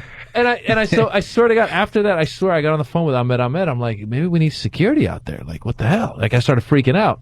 Oh, I think I don't think I can't go over there. I'm going to be kidnapped, and I'm going to wear that orange jumpsuit and get my head sawed off. Yeah. I'm always afraid I'll end up in the backseat of the car with the blindfold on. Which is so arrogant. Like, we're worthy of being kidnapped. Exactly. Well, I almost did a tour that was going to go to Dubai. It was going to go to Egypt, and I guess possibly Iraq or some other places. But did you book bananas in Poughkeepsie instead? Yeah, exactly. Rascals popped up, and no, but they had a 9. It was not an all Arab comedy tour. It was just regular it was tour. diverse, whatever comedy tour of different people. But they had a 9-man security team to go with the tour at all times. See, that's what's funny. It's like we have that in our head, and we really think we need, like you said, like you think we're going to be a target. And, whatever. It could, if it happens once, that's all you need. Then you're like, holy shit, maybe I did need security. But we got on the phone. Our first stop was going to be in Jordan. And we got on the phone with these guys in Jordan. I'd be terrified. Well, these guys in Jordan had like the number one like Western music station, and they're like they talk like this. They have a slight accent, but they like, hey, what's up? Like listen to Western music. We got on the phone. We're like, guys, maybe we need a security team. They go, listen, guys, if you had a security team, you're going to draw more attention than you need, like than you would without it. And he's like, people don't care. Like, no one's gonna be after you. He's like, don't worry about it. And when he went over there, and really just all over, whether it was Dubai or Egypt or even Beirut, I was like, it's people are living their lives. No one's bothering anybody. Of course, if you go to the wrong neighborhood, you're gonna. What about like a howdy doody looking white guy like me? You'll be fine. Well, listen, man. In first of all, in like Dubai, there's a lot of Brits, there's a lot of Australians. You'd blend right in. Those fucking Brits are everywhere. Yeah. That empire still exists. Yeah, they walking around with their little shorts. Oh yeah, dressed like they're on safari. Yeah. I always picture British guys in like South Africa and places like that. They're always dressed like Thurston Howell. Yeah, tally ho. Yeah, tally ho. Yes, they're still running things over here. Yeah. We gave it back to them. Well, you know something. As far as like my thought. The second you said you grew up in Iran, I'm kind of judging your age. I know you're a couple years younger than me. Like I'm picturing you outside the American embassy. Yeah. When they took you were over there when they took him hostage. I was 6. Yeah, You were 6? I was in charge of getting the 6-year-olds. They were like, is that what you did? you go get the 6-year-olds. Now, Yeah, I had an Iranian Christ. cab driver try to tell me that was just sort of this little thing down the street and none of them gave a shit. And I'm like, really? I think we almost blew up your country about that. He's like, nah, it was just the students. They held like 40 Americans hostage for a year. Like, how big a deal was that over there? Well, I was here at the time because I'd already come to. I was before, like it was. I after thought you the just said you were revolution. over there. No, I was 6 when I left when the revolution. Oh, you happened. were kidding. I thought you were serious when you said I had to go get the 6-year-olds. I was kidding when I said. I thought you were serious. Oh, you thought I was serious? They're like, Muzz, you're in charge of kidnapping the 6-year-olds. I thought I just pictured you running into a school. Like, No, dude. No. We left America. We left Iran when I was 6. I was actually like around 8 years old, and I was living in Marin County. I was a kid. But that was when the hostage thing happened, I was actually in America by then. But the fact is, what you just said. I mean, and this is the case anywhere. It's like, when something happens that's newsworthy, obviously when it's covered, and like you look out and there's all these people, the rally and protesting and stuff, you think, oh, the whole country is on board with this thing. Well, the fact is, a lot of Iranians weren't on board. What happened was, with the whole Iranian revolution, was that a lot of Iranians didn't like the Shah, because the Shah, was this king who kept the power, et cetera, et cetera. So all these different factions came together. So you had like the communists and the socialists and the Muslims and all these groups that were opposed to the Shah came together. Mm-hmm. And this friend of mine was describing that like they all were ecstatic to be opposed to the Shah. The Shah gets overthrown, and he goes, for a few days it was like utopia. Everyone was like, wow, we got our freedom. We can do what we want. Right. And then he said a couple of days later, like you'd be walking down the street, you see some guy be like, how you doing, brother? And the guy would be like, I'm doing fine, comrade. And you'd be like, wait a minute, the brother's a socialist or a Muslim, the comrade's a communist, and then they all start going against each other again. Yeah, Jesus Christ. Wow. So that's why you guys left. Well, we left because the revolution. Bill, they were gone already. We were gone when the whole. He said he was there. He was 6, and then he said he was over here. Dude, I'm not a smart. No, but the thing what you were saying about the I was just really listening to that. It was like the beginning of a Chuck Norris movie. yeah, exactly. But no, what you were saying though about the whole. But what you're saying about the hostage thing, it's funny because I think a lot of people, like it was a group, students always, that they, that's where a lot of like, the thoughts of the, revolutionary thoughts are always in like universities and stuff. And there was these students that did it. And it's funny because a lot of people just don't hate America as much as you would think. I mean, they don't at all. Like they love, like a lot of Iranis love the West. Like this dude was just telling me that he recently went there and traveled on his own, and he said that his family was like, "Oh my God, you're gonna get kidnapped, this and that." And he's like, the Middle Eastern culture is very hospitable. So he was saying people were like inviting him over for tea. Halliburton would kidnap him just to keep the unrest going. Yeah. So they keep overcharging the army for those toasters. Yeah. Well, it's all on Wikipedia, Joe. Here's I would agree with that. I mean, I'm not saying this in like a stereotypical way, but I mean there are no nicer guys in New York City than any Middle Eastern guy like running those delis and shit like that, which is where 90% of the Middle Eastern guys in New York City work. Dude, what are you talking about? That guy around the corner is a fucking asshole. That guy when you go into, I don't want to blow up where the hell you're living, but when you go into that deli late at night, that fucking cunt. Dude, he says hi to me every night. He's delivered. Not the guy behind the register. No, the guy that makes the sandwiches. The egg sandwiches. Yeah. That's because of the way you look. That motherfucker. I tried every technique with that guy. Dude. He was like slinking down. Yeah, sorry he's not ecstatic to be working the midnight to fucking 8 a.m. shift at the goddamn go deli. take some night courses. Where? Strip. There's a whole bunch of other things you can do. Dude, every fucking time I tried to break the ice with the guy. Hey, how you doing? He's just like, he always make it seem like he just cleaned the grill. And he was just about ready to get off. Can I get mayo? Fuck that. I don't want mayo. No, give me mayo. He's got to sit there. Look at you. You got a little solid area about your culture that you don't know anything about. Have you thought about the... oh, shit. Okay, I'm outnumbered here. Have you thought about the bitching approach? Like, you should bitch to him, like with him. Be like, fucking life sucks. And maybe there he'll commiserate. Dude, like, you know, like when someone's just looking at you, they give you this look where you just don't have any sympathy. You actually have the thought, I'm glad you make breakfast sandwiches at 3 a.m. for drunk people who didn't get laid. I'm actually glad you have that job. That's how much a fucking cunt this guy is. That's funny. So they're not all nice, Joe. They're not all nice. Let's not do. There's a nice mixture of cool people and assholes in every race. Okay? Obviously, but I'm saying 90% of the guys I've met in the delis are the nicest guys ever. Joe, you know what it is? Because you're half Arab. They see it and they're trying to recruit you. They're trying to recruit you. That's what they're doing. You would be a major trophy because I see you coming in with your westernized loafers, to get you to join like a terrorist cell. All right, so anyway, so what the like Dubai is basically it's part of the United Arab Emirates. Emirates. Yes. There's 7 Emirates. It's kind of like they're like it's funny because today it was on NPR. They're talking about they're known as city states. Yeah, they're like small, like imagine like it's just like 7 states, but they're so small they're almost like 7 cities. Really, that's what they are. And so there's these. Can you drive from one end to the other like Ireland in a day? I don't know if it would. I don't know how long it would take to get to all of them. I know that like we actually drove from Abu Dhabi to Dubai and it was like an hour. So Abu Dhabi is like the capital, and then there's Dubai. And then there's a bunch of others that I don't know the name of. Hot, that just sounds hot as hell, doesn't it? Yeah. Is Dubai the only place that's set up the way it's set up as far as the amenities and everything like that, or does Abu Dhabi have some of the... Abu Dhabi like has a lot of money too. There was again just today in the Fortune. It was in the Forbes, I think, Forbes magazine. Like just they published like the newest billionaires or something, and there's like a bunch of them from that region now. But they said the most increase came out of Russia, India, and China of newest billionaires. But there's a lot in Dubai and Abu Dhabi and that whole United Arab Emirates because what's happening is I learned all this today driving on NPR. I don't it's not like I knew these things, but good. That's the way we run this show. I like it. If you're uninformed, you listen to NPR, you think you know something. And but no, they were saying that because they have so much oil money coming in. They're buying a lot of interest in American companies. Like, I guess the biggest shareholder in Citibank is from the United Arab Emirates. Well, did you hear that shit that they're building a highway from Mexico right up through Texas up into Canada? This super highway, and Mexico's going to own it. Oh, really? Yeah, dude, they're not going to do that. Every 50 years, there's this story about, like, they're going to build a super highway. Every 50 years, how old are you? But I'm saying... How old are you, Joe? How old are you, Joe? Watch the old how movies. Old are you, Joe? Watch old movies. Joe, how fucking old are you? You watch the Who watched Who Framed Roger Rabbit? That's the plot, that the whole Christopher Lloyd bad guys, this whole thing. I'm going to build a superhighway and ruin Toontown. That's the whole plot of the movie. Because there's always some evil rich guy that wants to build... I don't know why a superhighway makes so much fucking money. Why wouldn't you just fly?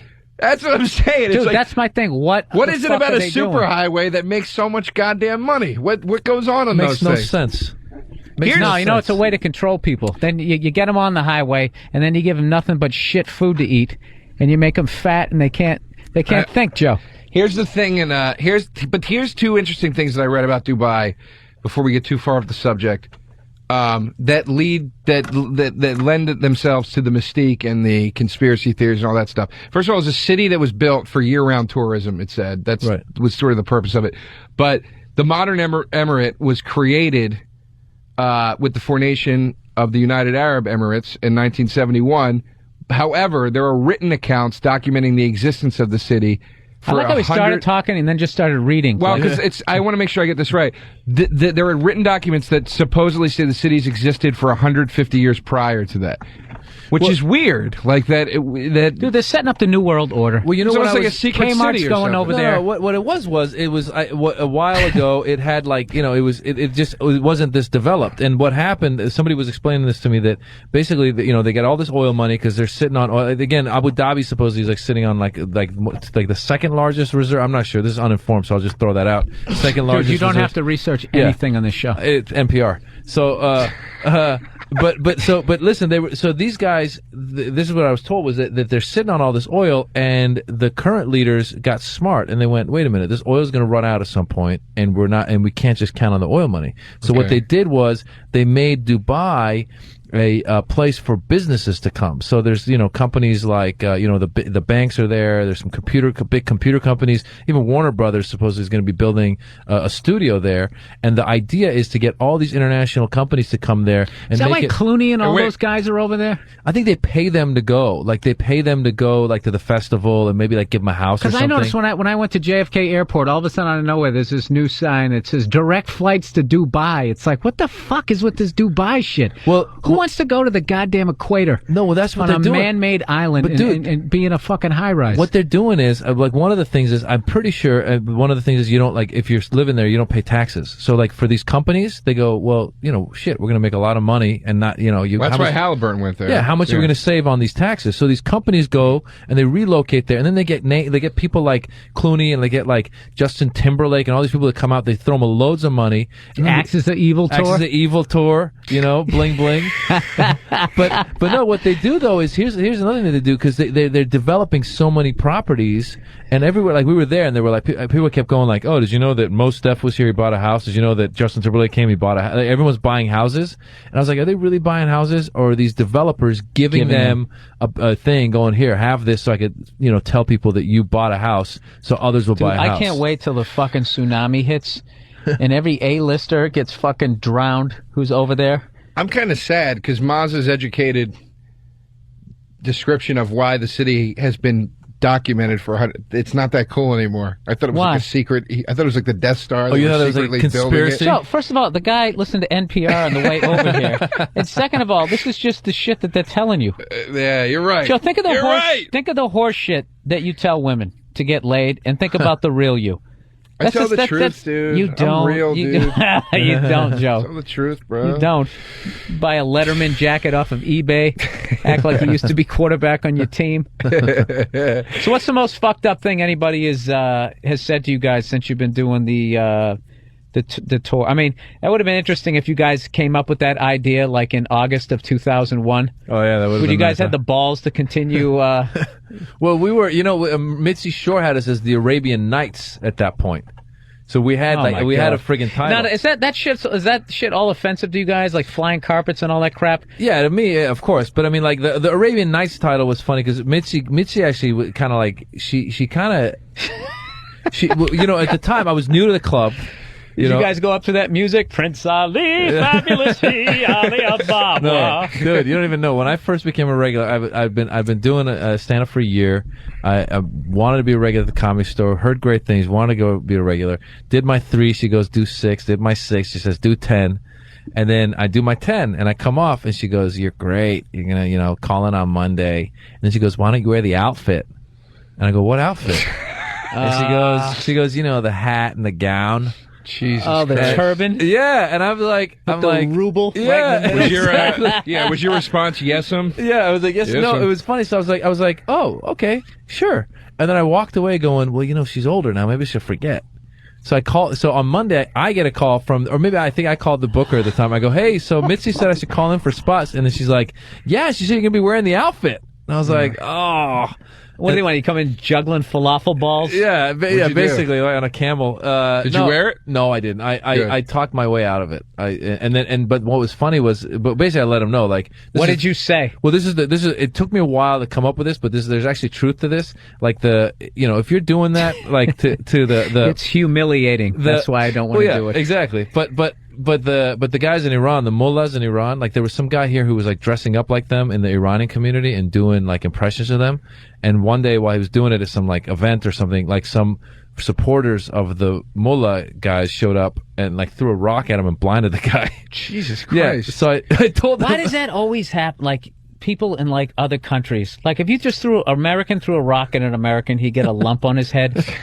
Other parts of the world, even when they're here, like it's just the most horrific thing. They have good aim. sharp They hit rocks. the eye. Sharp They hit the rocks. eye. Jesus Christ. Yeah. So that was your excuse, was I don't want somebody to blind me with a rock. Well, I said, this is the truth too. I said, look, my dad's living there. I have relatives there. I said, I don't want to like be doing this and word gets out that this guy's making fun of these guys and then they go and fuck with my dad. And this is true. They would do something like that. What'd she say? And they were like, okay, fine. And then, so then I thought, okay, forgotten. And then as the show went on, and she saw me doing my thing just as a regular comedian and talking about my background, but not in the outfit. Like a few years later, she was very supportive, and I thought she'd totally forgotten about it. She's like, you were supposed to wear the outfit. You never did. She's sharp, man. Oh man, she wanted you to have like the catchphrase and all that. Right. What would your catchphrase be? What would be a great catchphrase? Yalla habibi. Yeah, see, I don't even know.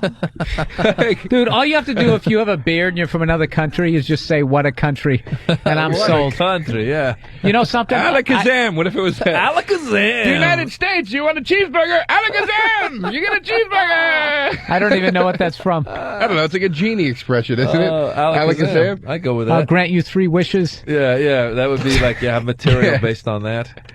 Your wish has been granted. Yeah. That'd be a good one. What would your catchphrase be, Bill? Mine, I don't know, be probably some sort of, I was just trying to like, how that's interesting, how like say with Irish people, I guess, do they find leprechaun? I'm from Massachusetts. I don't give a shit about Ireland. I have a really great don't. one for you. Like, do they get offended by like, the Lucky Charms box? No. Like they're too shit faced to I'm remember. sure there's some Irish group that probably wrote letters of complaint. There's always some group. Every group's got that group of Well, I guys. remember I offended. I was working in a dental office way back in the day, and the hygienist was Pakistani, and me and my ignorance, that movie came out with Robin Williams. What was the name? Aladdin. And I said to her, "Hey, did you see Aladdin?" And this fucking look on her face. She's like, "No, That's no." funny. I didn't, and I was like, And because I thought, Pakistani. You said What is it? Pakistani. oh, fucking whatever. Dude, he's sharp with that. When I was backstage at the Axis of Evil show, I felt like such an asshole because I said Iranian. And he goes, it's Iranian. And I was like, wasn't just a matter of pronunciation. He goes, no, actually, it's just Iranian. And I go, well, what about people that say Italy? Like, I'm Italian. He goes, you wouldn't say Italy. It's Iranian. It's like, well, that's the last time I'll do these shows, probably. That's how you tried to get out of it? Well, people say my country I just was ignorantly. so scared that he thought that he was going to think I was an idiot. I really was, No, Maz. I was you know, scared, no. and I was just trying to convey that it was just an honest pronunciation No, mistake. it's funny because like I'm not like snooty about it at all. It's just that Iranians for the longest time, when we first came, like we got so much shit.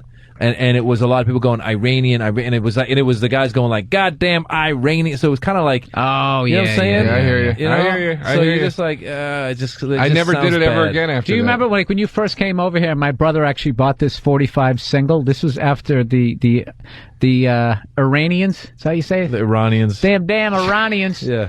took over the U.S. embassy, and you know that song Barbaran, ba Yeah. ba ba. Yeah. They were actually singing bomb bomb bomb bomb bomb. Gee. Iran. Well, Do you remember that? Well, what's his name just did that? John McCain just did that on the campaign trail. Did you see that? He did. Yeah, you guys didn't see the clip? He what? On He YouTube? played that? He sang it. He didn't play it. He sang it. Somebody. So he was at a talk, Dude, that guy. Jesus and Christ. he wasn't like passionate about it. He was at it's on YouTube. He was at some like speech he was giving, and some guy stands up. Some old guy's like, "Hey, so if we get if you're president, are we going to go ahead and take care of Iran finally?" Or some like stupid question. The guy asked some question like that, and McCain's like, "Oh yeah, like that old song, bomb, bomb, bomb, bomb Iran. Yeah." And then he went on to his speech, and like people made a big deal out of it. Oh, so yeah, it's kind of a context thing. Yeah, it's kind of context. I mean, but Dude, that guy reminds me of Martin Sheen's character in The Dead Zone. Yeah. Birds are away, gentlemen. Yeah. Birds are away. Who did he play in The Dead Zone? He played the politician.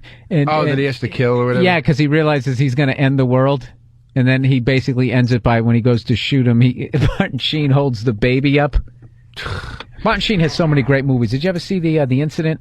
No. You got to rent that, dude. It's like basically it's like he's like 18, 19 years old. Well, probably like 22, playing like an 18-year-old, and they take over. Like I think it's the 1-9 train up in Harlem, right? And it's the funniest fucking thing because they take over the whole subway car. Like a young Jeff Bridges is in it, and there's literally 20 minutes of dialogue between stops. That's like half the fun. It's like, what, are they on the Long Island Railroad? They're like on the express train. All right. But, I don't know. Nobody saw the movie and you were watching TV halfway through and you left me fucking hanging. It's a good movie. I stand by it. The Supreme Court of Comedy, and I'm sorry, it took my attention. What is the Supreme Court of Comedy? It's something from the Laugh Factory where they have Dom Herrera as the judge. That's all I know. I just saw Dom Herrera as the judge. And that's funny. What is it, TBS? I guess so. Okay. I know. I just was trying to figure out what it was. Well, you know I saw what, Joe? Sinbad choking a Joe, guy. you can be honest and just say, Bill, your story sucked. Yeah, and I started don't give a looking shit around about the room. Martin Sheen movie. I've never been a big fan of him. Whatever. So let me ask you. So going over there, you want to go over to Dubai now? We're all. I'm a paranoid maniac. So like, what the fuck is going that you could tell? You would, well, first of all, it's just like they are like, it's very westernized. I mean, you would, like, if you guys wanted to stand up there, you'd kill. Like Russell Peters went over. A lot of people go over there and do well. And just the whole Middle East in general, like, again. Russell Peters. Now, did everybody from Saudi Arabia show up? I mean, what did that guy play? Do they have to like put him like 9 miles out in the ocean? No, he's Indian, isn't he? Yeah, the Indians. Yeah, he's all the Indians. Dude, he has all of Asia. Yeah. All of Asia. Well, that's what's he crazy. doesn't need to go to Seattle like me at the end of the month, Joe. Yeah, he did. Right. That's Russell Peters doesn't get sent home on a Sunday. No. That's what's crazy. Oh, that hurt. Oh, you got sent home on a Sunday? Sent home like no. It was basically I had a guarantee and I did them the solid. I sold fine Thursday, Friday. Oh, Friday, Saturday. I haven't been there in 2.5 years. Here come the excuses. Oh, in Seattle? And then no. I was in Seattle's a real town. I sold out all those shows, I know motherfucker. You did. You fucking. I know you did. You fucking I'm just Iranian and half a gypsy sons of bitches. Look, you trying to take me down. No, Sunday night. Dude, it's Sacramento. They don't, Oh, Sacramento, forget it. And yeah, and Brian Regan was down the street, so that just sucked up any sort of. It's like a the ghost 50 town. people I was gonna draw dwindled down to 9 That's because funny. he's way funnier than I'll ever be. There, I said it. All right. I said it. But Dubai, what was crazy about Dubai for me when I saw it, it's funny because everyone's talking about, the best, tallest building, this and that. And it's great. I mean, whatever. They're building all these buildings. They're building them too fast. I'm sitting there going like. That's why I wouldn't want to go up, and it's built in sand too, literally, like the old expression. Yeah, I'm like, you can't. I was like, I was like, because there was actually a couple times we were in hotels and like you try and get the hot water and it wasn't working. And I'm like, okay, whatever they did, they rushed to make the fastest built building ever. You're on a movie set. Yeah, exactly. So there was that, and then the other thing was, listen, man, it was cool. It's very international, so it's great. But one of the things was because there's been so much building.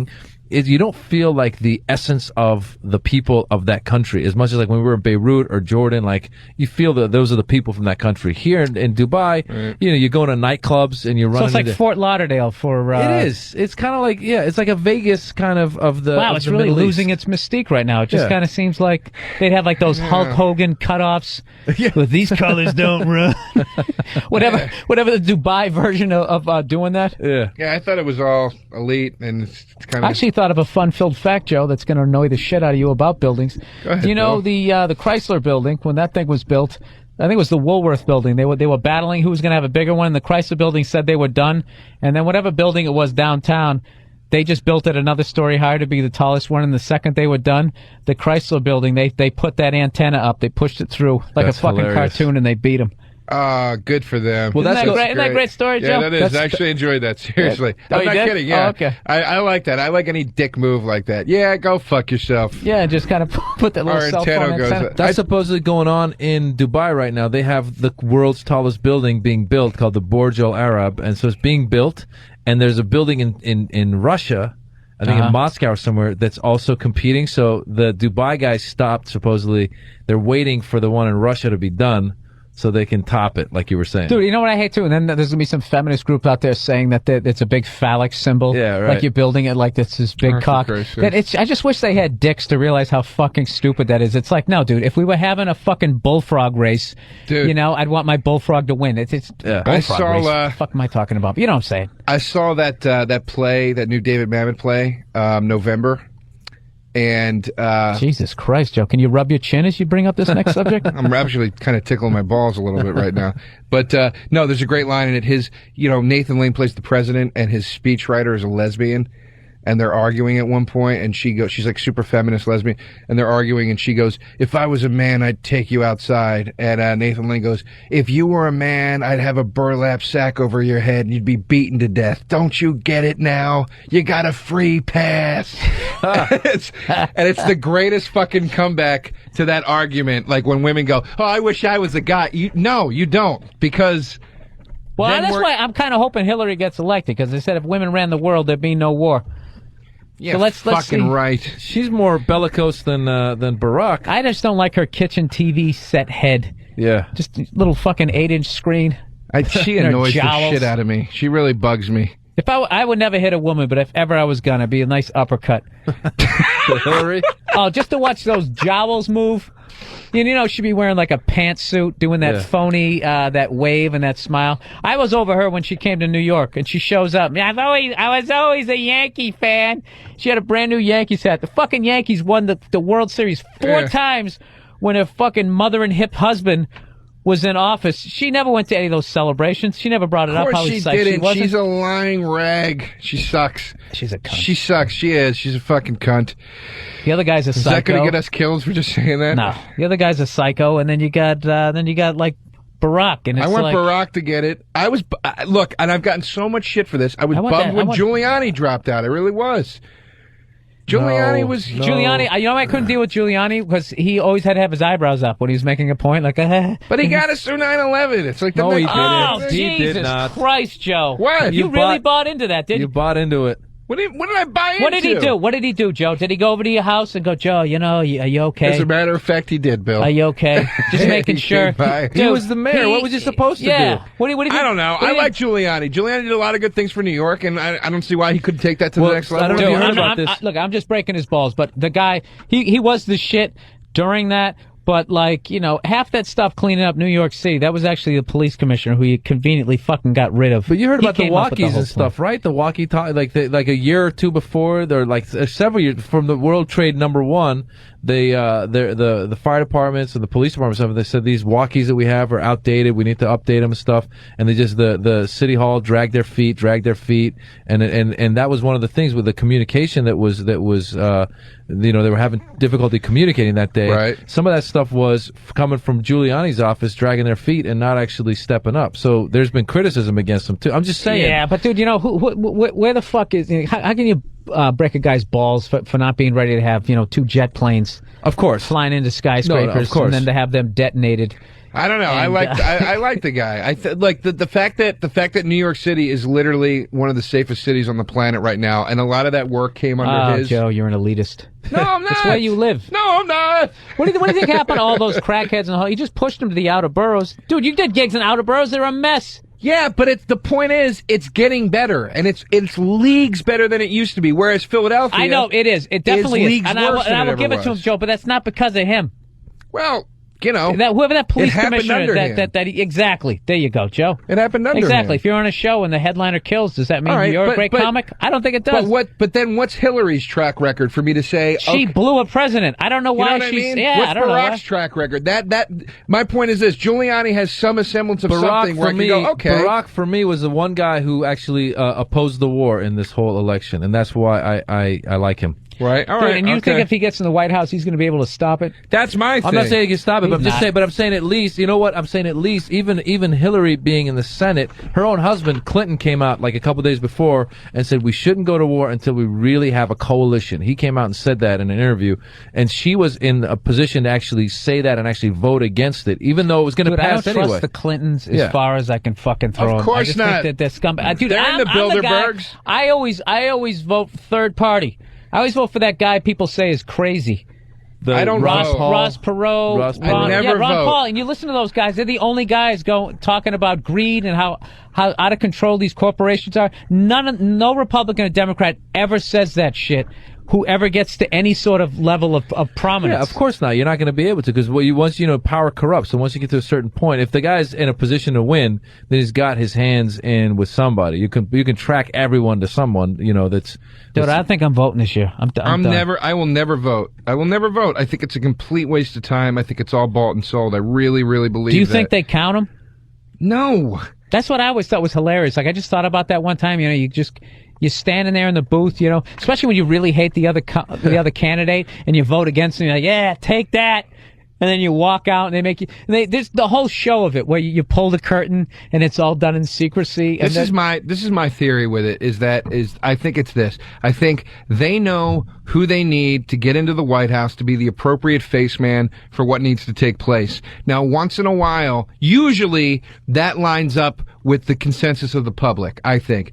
Once in a while, somebody gets in there and things get a little fucked up, i.e. Bush starts losing credibility and starts losing good public opinion, and they scramble to try to do their best with it, and it gets fucked up, and everybody's walking around going, the president's an idiot. Or, once in a while, a guy gets in there that's going, I'm not going to be your pawn 100%, I'm going to play him by my own rules a little bit, i.e. Kennedy, or Lincoln, or anybody else that's trying to make some major drastic changes. Bullet right to the fucking head. You're out of here. And that's it. Yeah, I mean, listen, man. The fact is, no matter when you're president, you're going to be, all these multi-billion-dollar companies. They're going to have power, and they're going to be stepping up, and they have their interests. And I mean, I would love to become president, and just one day, just to fucking do it, just whatever secrets you learned, just to see how many you could get out. And just to fucking you go on TV, they hit the stopwatch, and the clicker's going to the bottom corner. Right as you go to My Fellow Americans. Okay, John F. Kennedy was actually killed by a group of people down in Houston. I saw it, dude. I saw it. I was going to they just pull you out of there. Like, how many you could get out of there? Listen, they're saying that, that we're going to set up a new government here in Iraq. But I can tell you, the plans to go into Iran and Syria, I don't have anything to say. I mean, I'll be honest with you. I sat at my desk for like the last 9 hours just staring at a flag. I mean, I don't know what's going on. I got some Girl Scouts visiting me in like 20 minutes. The whole thing's bullshit. You know what's sad, though? If you said that, they would spin it so fast that you'd lost your mind, and the people of this country would totally be like, oh, he lost his mind. Oh yeah, you'd be sharing a bunk with John Hinckley. Yeah. That's what I'm saying. Nobody would be skeptical and be like, that's the problem. It's funny because again, like a lot of Middle Easterners and like in Iran, when I went and visited 10 years ago, and I would be like in a cab, and the cab driver was like, they're very political. So it's not just like, oh, who's what does the that president? mean? He's got a bag of rocks in the passenger seat? Yeah, exactly, ready to throw to somebody. No, that would be if they were that's like the guy actually. This is what was interesting. They know like the details. They didn't just say, oh, this guy was a president, blah, blah, blah. They'd be like, oh, he's the president. He went to Census University. He used to work with, like, the cab drivers would know the details of this guy's past. Oh, yeah. And they were all very skeptical. They all, exactly what you're saying. Everyone was like, by the way, and he's got an account in a Swiss bank account and blah, blah, blah. And they all know this shit, and they're very skeptical of their leadership. And that's why right now. And how come we don't? Because we're idiots and like two people own all the newspapers? Yeah, because we fucking see it on CNN and we go, oh, then that must be the. Dude, you know what it is? I think the CIA came up with ESPN because the amount of people like me, like, dude, I swear to God, they could be fucking raping puppies. Oh, yeah. I would have no idea. I'd be like, oh, did you see Houston and Dallas? Yeah. Well, I really think Jason Kidd's really moving that offense down the court. That's when they do, like, right now, like, for example, even the economy, which actually means something, they've sold it as the issue, which is important, but what I think... Dude, how long did you listen to NPR? Well, yeah, I listened to it a lot. But check this out, though. The problem is, the people forget that Iraq is still going on. People are like, oh, then Iraq must be. I mean, people's like subconscious are thinking, oh, it must be done. Iraq is it's like the economy. is like the Drew Carey show when it's within like its ninth season. Yeah. Like they're still making new episodes and nobody cares. Yeah. But did you know that According to Jim is still on? Speaking of that. It's still on the air? And there's still new episodes. I don't know what the hell's going on Like, there. where does that even tape? Does that even tape? Doesn't tape like in like Wyoming? It's L.A., but I don't know That's how it still keeps... Are you sure? ABC, because we were on ABC with the Knights of Prosperity, and like the ABC was trying to do like... What was the Knights of... the TV show. That was a TV show where we're trying to rob I thought that Mick was Jagger. another. I thought that was another group of Arabs. Yeah. The Knights of Prosperity. I was like, you definitly wore the outfit with that one. Sorry, so go ahead. No, that was written by Jews, but it's all right. It was good. So ABC was trying to do the single camera thing, you know, and they were trying to get away from the 4-camera. They had George Lopez and According to Jim and My Wife and Kids, the whatchamacallit, Wayans show. Right. And they got rid of Wayans and they got rid of Lopez. But somehow, According to Jim, and I thought they got rid of According to Jim, and I swear to God, the strike I think the strike just when it ended or something. I was flipping channels, and there's like new episodes of According to Jim. I'm like, really? Like, what are they in? Like their 19th season? I don't know who watches it. Jesus You know what's Christ. funny? That's one of those shows that's been on for like 10 years. And other than Jim Belushi, if the entire cast walked by me on the street, I would just think I wouldn't know. Yeah. It was like way back in the day. Remember that show, Caroline in the City? Yeah. The thing was just on forever. That show sucked. I That show have sucked. no idea what any. Vaguely, there was a redhead with short hair as the Yeah, lead. it's like Dharma and Greg. You're like, ugh. You know what I mean? It was just one of the, I don't remember who the fuck was on Dharma and Greg. Jenna besides Elfman, I besides remember. her, Yeah. though. I don't remember that anybody. guy. And then the guy who looks like every other actor. He looks like Will, but it's not Will, Yeah, right? yeah. He's kind of like a poor man's Will. Dude, this is a funny story. I was at NBC today for a meeting, and I'm sitting in the meeting with casting, and they go, "So, Joe, what TV, what turns you on? What do you like on television right now?" And I could not fucking remember where I was and who I was meeting with. Oh, that's hilarious. And I just started no. describing all the Thursday night shows on NBC, just like, please, dear God, this is NBC. You're looking for a please, logo. You're dear looking for a God, logo on dude, their there was jacket. nothing in the fucking office, and it was, thank God. That's hilarious. Yeah, I was fucking sweating bullets, dude. Sweating bullets. That's brilliant. So then I started going into old TV shows, and I was like, you know what really gets me, though, is All in the Family was just such a brilliant... the classic, something that they can't like shit on, you know? Oh, Gleason, Jackie Yeah. Gleason. Why can't that guy still be alive? And Martin Luther King was a great man. They're like, oh, you Dude, got that's a one of the point there. quickest things you learn out here. Every time, how many times has this happened to you, Maz? You, the second you shit on somebody, Oh, yeah. like as it's coming out of your mouth, it's a good friend of mine. Oh, I Oh, did yeah. a pilot with him. Oh. You're like, gee, dude, like the stories out here are fucking ridiculous. I went to Tom Papa had a Super Bowl party. He introduces me to some guy. Bob, this is so and so. Hey, his dad played the guy who was laying in the bed with the horse's head in The Godfather. I go, that's your dad? Jack He's Welch. Like, he's like, yeah, that's my dad. Like everybody is somehow connected. Yeah. The Dude. whole thing is like incestuous. So if you shit on anybody, No, you gotta wait for them to neutral- shit on him first. And neutral answers. You got to learn neutral answers. Like, what do you think of Bill Burr? Oh, he's good. I he's work doing with his him. thing. Doing his I mean, he had a rough time up in Sacramento, but I mean, I think I remember- things are okay. I was in a meeting one time, and they mentioned some network that they were affiliated with, and I go, "Oh yeah, I watched that show, that reality show on there every day. Just think I was going to get points." And the lady goes, "Oh, I'll make a note of that." Ugh. Right? And I was like, "No, I watch it, but I yell at it. It sucks." That's hilarious. Like, it's just That is hilarious. What is that? Pandering There's that asshole. old joke. That old joke where the guy goes in to meet with the producer, and he starts bringing up this guy, going, "Do you ever work with so and so? That guy's one of the biggest motherfuckers, pieces of shit, cocksuckers I ever met in my life." And the guy goes, "That's my brother." And he goes, "Let me finish." that's a great joke.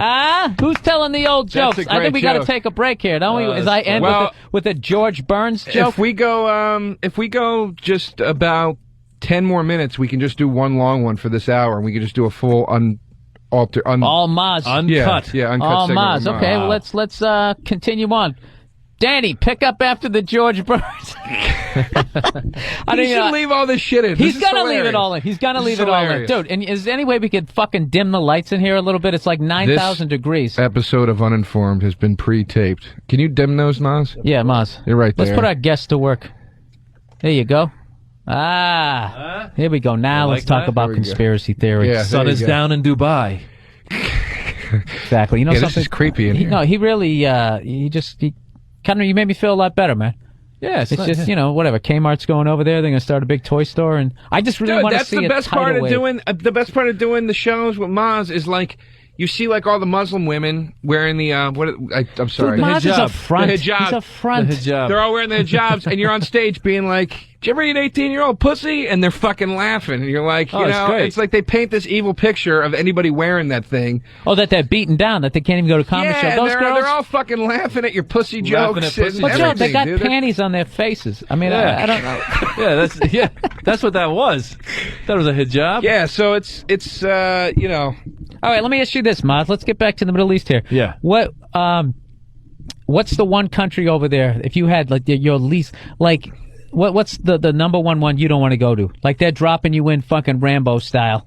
What's the one or what area of what country you don't want to be in? Well, I mean, right now Iraq would probably be pretty damn dangerous, Right, You of know, course. just because of all the stuff that's going on. I would, Well, give me something else. Everybody knows Fallujah and all that Well, stuff.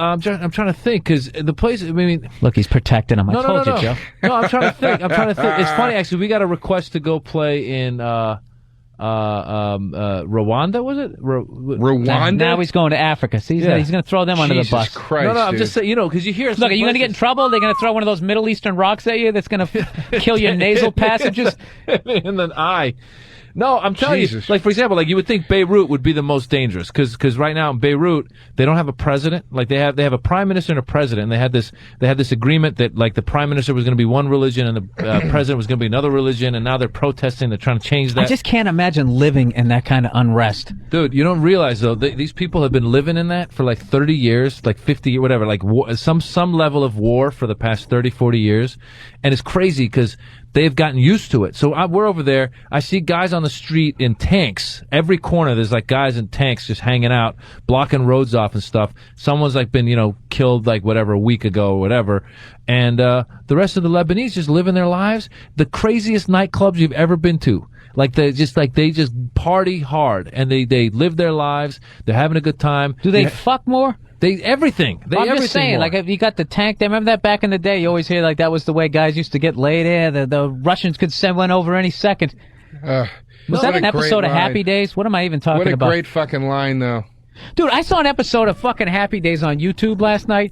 Do you know speaking of shows that went on way too long, Yeah. remember when Fonzie was like 48 and they still had him with like the ducktail Yeah. and the leather Yeah. jacket and he couldn't even keep the weight off at that point? It Yeah. wasn't like he was fat. I saw him, there was an episode, he stopped a potential rape of Joni in that mechanic class. Oh, yeah, I remember that. I didn't remember that. He came back, he broke out the leather jacket. The audience and must have been going They nuts. went bananas. And the great thing is when he Oh, goes... was it like a guest appearance? Like he'd not been on the show? No. Okay, I think he okay. wrote it out to the end. Okay. He wrote it Yeah. out to the end. But anyways, when he goes to grab the guy, he did like this musical theater move, which I remember when I saw it looked cool as hell. Like that's how, but after watching fucking UFC and everything, Yeah. it was one of the gayest things I ever saw. And he just basically like, you ever see that Elvis thing? When he just moves his chest into all those karate guys and they all fall down, you can tell they're just fucking faking it. It was basically a move like that. And he pushes the guy out the window with his coolness. And then Never even touched him. And then the Pushes the guy crowd out goes, Ooh. The guy jumps out the window because he's so And afraid. dies? No, he doesn't didn't die. It's a sitcom. Well, they weren't in a high rise. Jesus Christ, Joe. I don't know. You said he Did you watch the show, Joe? Is this how your meeting went? Are you familiar? This is a comedy. It's on NBC's 8 That's what I o'clock. broke up. I brought up in the meeting my favorite rape episodes. That's of when Happy sitcoms Days from the was past. relocated to Manhattan, and he was making them jump out of building. No, I'm kidding. I was just Wait a minute. gonna How go- many? Didn't What's her name? Almost got raped. Maud got raped, right? No, not Maud. She had an no, abortion. Edith Bunker almost got. No, Maud didn't no. have an Edith abortion. Bunker got raped. She didn't get raped. She got but raped. almost got Got raped. raped. She was asking for And- it. And Gary Coleman Oh, she was almost got asking for molested. it over there, Edith. Huh? Remember Gary Coleman almost got Arnold Drummond almost got Wonderful. molested. That's one of the Remember that most one? wonderful episodes of television. He almost got him. Dude, you know You never something? saw that, dude, where he almost gets molested? The guy Dude, from- if anybody is going to get molested, if you're that fucking adorable and you're really 26. He was 36. Exactly. I know. They were But doing that. technically, he wasn't molested. That's hilarious. He got jumped. He just. And it's then the whole prosecution. It's the guy from but he WKRP. thought it was an 8-year-old. It's the guy from WKRP in Cincinnati. Wow. Wait a minute. Who then if went he on- wasn't famous, he could have been the fucking guy luring those guys on To Catch a Predator. Oh, you're Because you know right. how they always try to get a girl. I guess they get a girl who's actually of age Yeah. to lure him in. I just Yeah. totally made that up. But He he could have had a job doing that. He got married. He's like really level-headed now. I saw him in an interview, and he was like, I really just like the challenge of marriage. And it's like, finally the fucking guy came down to earth. Nah, he's been acting like that forever. He punched that fucking lady in the face. Because yeah, in that moment. But the rest of the time, I saw him one time on the old Politically Incorrect show, and it was a great show. It was Bill Maher, and he had 4 child stars. That's great. He had Danny Bonaducci and Gary Coleman and 2 other people I can't probably Kim Fields, the usual crowd, right? So he's sitting there, and Danny Bonaducci is just totally open and going like, and then this happened, and that was awful, and then I wanted to kill myself. And fucking Gary Coleman was trying to sit there, well, the Different Strokes was a long time ago, and and they started asking about the punching in the face thing he did. He goes, well, they wanted me to, say the catchphrase. And Danny's like, oh, what you talking about? That must have sucked, huh? And he's like totally being honest, and Gary wasn't. So now I don't buy it. Yeah. Get to the Why am I Dana. shitting on Gary? Hasn't he Get had to enough? the Dana Plato stories, midget. Let's go. Stop dancing around the fucking hat. What did she end up? Crystal meth? She died, right? Yeah, she died. She's dead. died. She's OD. dead. She's dead. She died. Kid I just stars. found out Don Knotts died. Like, you ever see like somebody dies and you forget they He's been died? dead, yeah, like and then 5 you're trying to, I wrote a blog and I used his name as a reference and I was trying to see if it was 2 T's to spell his name right because it underlined in red and then I saw that he died. He died in 2003. Knots. Yeah. Don Knotts, 28 years old, got married at 24. Remember He was that? in the military. Remember that Dana Gould joke where he would talk about how Don Knotts couldn't do has the worst voice ever, and he feels sorry for him because he could never do prank calls. And the lady's like, "Hello, I'm looking at you through the window." Is this Don Knotts? And he's doing the fucking furley. You get me back? You get me back for doing the George Burns joke? No, Now you're gonna update it and do a little Dana Gould. No, I Dana just Gould. think that joke's fucking hilarious. It's one of my favorites. All right. Well, we got to wrap up with Maz because Maz is he's a busy. How do I say it? Comedian? No, Iranian. Oh, Iranian. Iranian. God yeah. damn it! Jesus Can't Christ. learn anything. Like Iranian. Ron. Think of Ron White whenever you think of Iranian. Ron Howard. Ron Happy Howard. Days. There you We'll go. We'll take it full. Iranian. Iranian. Axis to Evil tour. Is it making any stops out there in the States? Do you give a shit? You support the troops We there, support buddy? the troops, man. We got one more in Houston, May 1st. May And then- 1st. Where are yeah. you playing at? I don't know, some theater out there. I don't know what it is. Sons of bitches. The Cullen? Is it the Cullen Theater? Ah, fuck you and your theater tour. I'm jealous now. I don't know. You want to be on the tour? Well, the Absolutely. tour's almost over. We're starting to do solo stuff now. So Oh, you're breaking off like those police. rednecks. Who's going to be the Justin Timberlake of the group? I'm working on some dance moves, and No, we'll he means see. the most successful. Yeah, No, who's I going to know, be I the know, one? yeah. Let's break it down here. Yeah. All right. What's his face? Come on, man. Dean Overdale. is that good looking, not Lance, the brown haired good looking one. not the gay one, Not the Lance gay Bass. one. No. Oh, that I think they were both gay, really. yeah. Wasn't Yeah, there he's- Joey he's- Fatone? He's the gay brunette. Who would have met him? He'd be that one with the dreadlocks. No, he shaved his. That would be Adam. What's the So guy from? that What's the guy leaves from Counting Maz. Crows? Maz, you got nowhere to go here, man. You're either going to be the superstar Justin Timberlake, or you're going to be that's Lance fine. Bass. Maz is either the Timberlake or the Joey Fatone. Joey Fatone. One or the other. Yeah. How One or the funny, that's not even funny. I was going to say if he went up in space. I'm and going to give something happened. Cater. I'm giving Cater Lance Bass. That's the Cater gay guy? is too well kept. The gay guy? Yeah. I Too think, yeah, you manicured. might be right. Cater yeah. is so well kept. Yeah. I went to a concert with him the other night. He shows up with the fucking vest on, the shirt, the sweater, the Oh, yeah. fucking perfect pants, the fucking hair. That's a cry for help. And he's Open like- the closet door. And he's like, dude, this rocks. This concert rocks. Bro, Like, look at those tits, let dude. your hair down No, a little I'm bit kidding. there. I love that guy. You know I what? love That that reminds guy. me of an old bit I used to do about you ever hang out with some guy who's like totally gay, and if he just would admit it, it would kill the tension. And the dude doesn't. So then when you hang out with him, he like, you know when you check out girls, how you say all that evil shit to each other? This guy would ruin it. Like, I remember when this girl comes walking by, beautiful girl, red dress, the whole fucking thing, and we leaned in, to, go like, oh God, I'd love to fuck that girl, do that evil pirate shit. We go to lean in, and he leans in, he just goes, that girl was awesome. We were just like, dude, you just ruined. That is you hilarious. just ruined the whole thing. I had a guy in my. Sorry, I'll leave it a second. But I had a guy. I used to work in an ad agency. Same thing. I was like, come on. Oh man, I don't want to. Let's rephrase it in case it gets out. There was a guy I used to work. Whatever. I already said it. So this guy, the pool would come around, the basketball pool, and all the guys would be like, yeah, bro, and like, guys, and he'd be like, I don't know about that, and then like he would come down with the Oscar pool. And he was claiming that he wasn't, and he was totally just like, he was. Come on, dude. But he showed with the Oscar pool. I'm like, come on, man. You gotta hide it if you're gonna, And everybody nominated had like an S name. Kevin Spacey. Yeah. Susan Sarandon. Right. It's just too funny, man. All All right, you know what, Maz? I gotta tell you something, man. I'm gonna vote for him. Best guest ever. Yeah, you're great. Most informed, dude. You're great. You came in here. Fucking awesome job. How many guests have you guys had?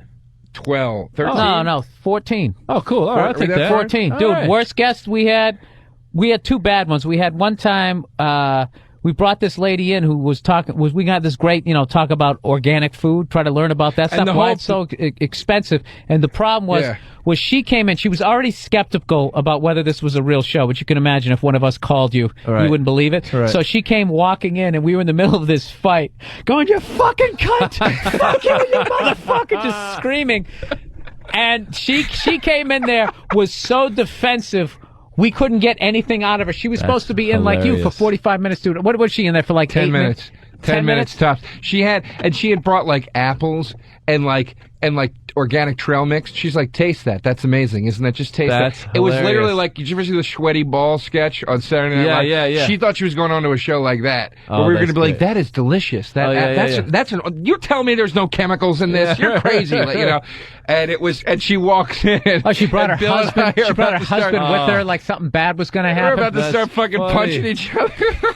That's brilliant. So, anyways, man. So, if anybody, if you want to go see the Access Evil tour or catch Maz as he breaks off on his own, go to MazJabrani.com. MazJobrani. Just remember MazJabrani.com or MySpace.com/MazJabrani.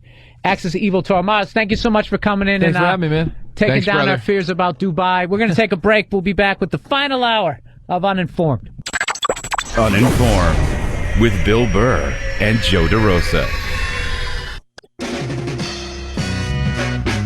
All right, we're back here at Uninformed. Bill Burr and Joe DeRosa. Dude, how great was Maz? He was wonderful. He was wonderful. He was excellent. Yes. I thought great. he was informative. He was funny. We actually maybe fucking learned something. He was great. You know what I actually learned about this past week? I actually learned about Roadrunners, Joe.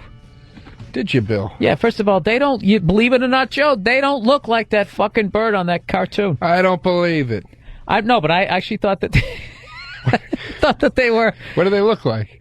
They look like a fat blue jay with like a mohawk, and they got like sort of muscular legs, and they're actually, I think, brown with like spots on them. But they're small? Dude, first of all, they can only run 17 miles an hour, so that horse shit that they do. I mean, I know it's a cartoon, but I think a coyote could catch a I was gonna say a raccoon, a fucking roadrunner. But they're small. They're not like, because I always thought that was like the size of an ostrich. That's the way they make it, like a supermodel ostrich. That's the way they made him. Yeah, but he's Like- not that big. No, dude, it's like, I swear to God, it's like a fat blue jay, and it can run like 17 miles an hour. Basically, Joe, in your best day of your life on a bicycle. No. I don't know Do- how do- fast do- 17 miles. That's pretty fast, it seems like. Can a human being run 17 miles an hour? What about those guys who run like a 3-minute mile? Oh. And then they look like literally like they're I don't going know. to die. That's fast, dude. 17 miles an hour? Dude, I can run 17 miles an hour. You get in a fucking cab, I'll catch it. There's no fucking way. Wait, 17 miles an hour? I'm not saying I'd do it What's for an hour. What's a 3-minute mile? What's that break down into? Well, it's really like a That's- 4 all right, minute. so It's like a 4-minute mile, 4 times. Yeah, you're running 20 miles an hour, right? Wait No, if it's 3, it's 20 miles an hour. a second. Okay, yeah. Wow, I'm stupid. Wait. 4 goes into 60 what? Goes in there once with 2 left over, 5. That's 15. Mm-hmm. What does that mean? It's 15 miles an I hour. literally just got a fucking headache doing that. It's 15 miles an hour. I just added that up. up with a number. I'm like, all right, that's 15. It's like in the middle of some flim flam, and I totally forgot the scam. See, and I'll fucking vacuum up the rug with that shit. Dude, I don't even know what the fuck that meant. Do you know I couldn't even can't do figure it that? out. I'm impressed that you figured it out. I was done. Oh. I was done. I had nothing on breaking that down. So wait a minute. So that means if it goes in, what the fuck? 4 into 4 60. minutes. So you would run 15 miles. 4 into 60 goes 15. 15 times. That's 15 miles That's an hour. 15 miles an hour. Yes. All right, and he does that for 3 minutes. So at some point during that, he's running 17 miles an hour. So maybe I couldn't do it, but he doesn't. It's either a 4-minute mile or a 3-minute mile. Dude, he doesn't run the exact same speed the whole fucking time because you got to figure he's starting off. He has to get up to 15 miles an hour. So to compensate, shut up for the first 4 seconds of it before I fucking have a brain cramp again. He has to run. Right. He has to run like 17 at some point. But I think the bird can sustain the 17 miles an hour for longer. I know, but I'm saying you sneak up on it, Joe. Jesus Christ. Do you watch the Discovery Channel? No, it's gone, dude. You see how fucking animals aren't like people. They don't build up to it. Like an animal just boom, it's at 17 miles an hour. Around Barry Sanders today could catch a fucking roadrunner. I'd put money on it that he couldn't. Huh? Joe, this isn't a cartoon, okay? It's a fucking real roadrunner. Doesn't make that stupid beep beep noise. You don't set up an anvil to drop it on it. No, to he catch doesn't. it? He doesn't run down a road either. Which is, well, first of all, you know what I learned, dude, is they fucking eat rattlesnakes, and the way they do it, and I've been scouring, if that's the right word, YouTube, trying to find a video. Roadrunners eat rattlesnakes, and the way they kill them is they use their wings like a matador. So they strike and they just hit the feathers, the balls of that. First of all, because don't they have those little arms on the top? Yeah. Don't they have the little baby arms, little pterodactyl arms? Yeah. Up top? Yeah, I got So, you. yeah, so they do that. They sit there and they shake it at it. Once it goes to strike its feathers, they grab it by the tail and they whip it and slam its head against the rock repeatedly until it's dead. Jesus Christ. Oh, it's awesome. How do you know that? Because I went hiking in Arizona, like the half a fag that I'm turning into. I went up Camelback Mountain. Up old camel toe. Yeah, and I saw. I used that hacky joke when I was out there too, and they did not send me home. They did not send me home in Tempe, Arizona. 400-seater, dude. I sold it out fucking 3 times. God damn it! Then I go to Sacramento. My goddamn dreams were crushed. Maybe it's me. Maybe I'm a cooler. I'm a mush, and I brought you bad luck. Well, dude, you know what? I really thought it was funny that you, as the feature, were literally sitting down through the last 10 minutes of your set, like you're going to do a question and answer about some show. No, I went into syndication. I get up and down during my sets. You know, sometimes sometimes it just. Why don't you try staying up, Joe? Maybe you can headline every once in a while. I do headline every once in a while. Why don't you dude, Jerry Lewis never sat down in his tuxedo pants his entire career. Why do you get so offended by the sitting down? If the vibe in the room calls for it, where it gets conversational, I'll sit for a minute and just kind of see where it goes. Did it call for it? It did. Those 48 people just sitting there? That crowd stunk, and you know it. You know it. You were treading water at the end of your set, too. Is that why you're saying No, I didn't, dude. I killed the whole weekend. Look, we had good shows all week, but you know that second crowd on Saturday wasn't the best crowd. Because you even said on stage a few times, you're like, all right, Jesus Christ, people, I got to get back on track here. No, but that was because I was talking about myself. I was meandering into other shit. But I didn't think... That had nothing to do with them. I didn't think you were in the wrong. Joe, why don't you ask me first why I was meandering before you jump to conclusions? Why were you meandering? Because I was kind of sick of my act. I was just sort of fucking around. Sometimes I fuck around. Right. You know, and it's going good, and all of a sudden it isn't. Kind of like when I do math on live radio that's pre-taped. But I'm saying this in your defense. I believe that you were doing exactly what you were doing on the first show, and on the second show they were less adept to go along with it. Is that the right word, adept? I don't fucking know. Can we get Maz back in here so we can sound remotely intelligent? We really are just dumb. Dude, I can't believe... just dumb. Dude, I can't believe I just went 4 goes into 60. All right? Now that's 15. Dude. So what does that mean? I literally just I fucking spaced. Dude, when I was in that meeting today... I'm not stupid, Joe, but I'm not smart. That's this weird sort of area. Yeah, that's how I am. I'm right in between. I'm not Larry the Cable Guy, but I'm not David Cross. I'm just right up the middle. Here's the thing. I was in that meeting today, and they go, how did you meet your manager? How'd you sign with your new manager? I go, well, a couple friends of mine liaisoned a meeting. And the lady goes, liaisoned, huh? is that a word? And I was like, yeah, liaison. And the guy goes, well, liaison, to liaison is a word, but I've never heard it with the ED on the end. And that's how it started? That was like at the Are you having any good meetings? Joe, no, you know it started bad, with me saying that a death in the family. And then it...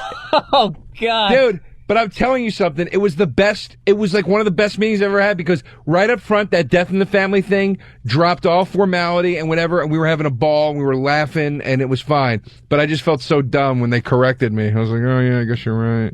You know what? You know what is a word? What the fuck is the word that I always use incorrectly? I was dating this girl and I think I said it. I think it's probably why she ended up breaking up with me because I kept using the word.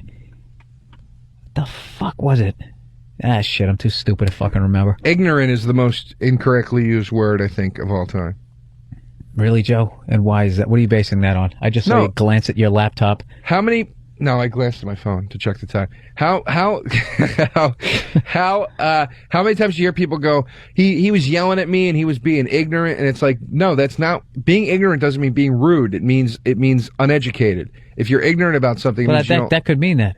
No, it doesn't. No, it does. No. It I'm could. saying, shut up. It could. No. You shut. No. You shut up. You be quiet. You be quiet. Go ahead. Someone can yell at you and be ignorant. They can be yelling ignorant shit. I know, but people use it in the way of meaning they were being rude. Don't be ignorant to me. Don't yell at me. It's like I'm not being ignorant. I'm being. I don't know who you hang out with because I don't hear that. I really don't hear that. You've never heard people say that? No, Joe. Dude, I want to agree with you. I love going off on shit. I just never heard of that.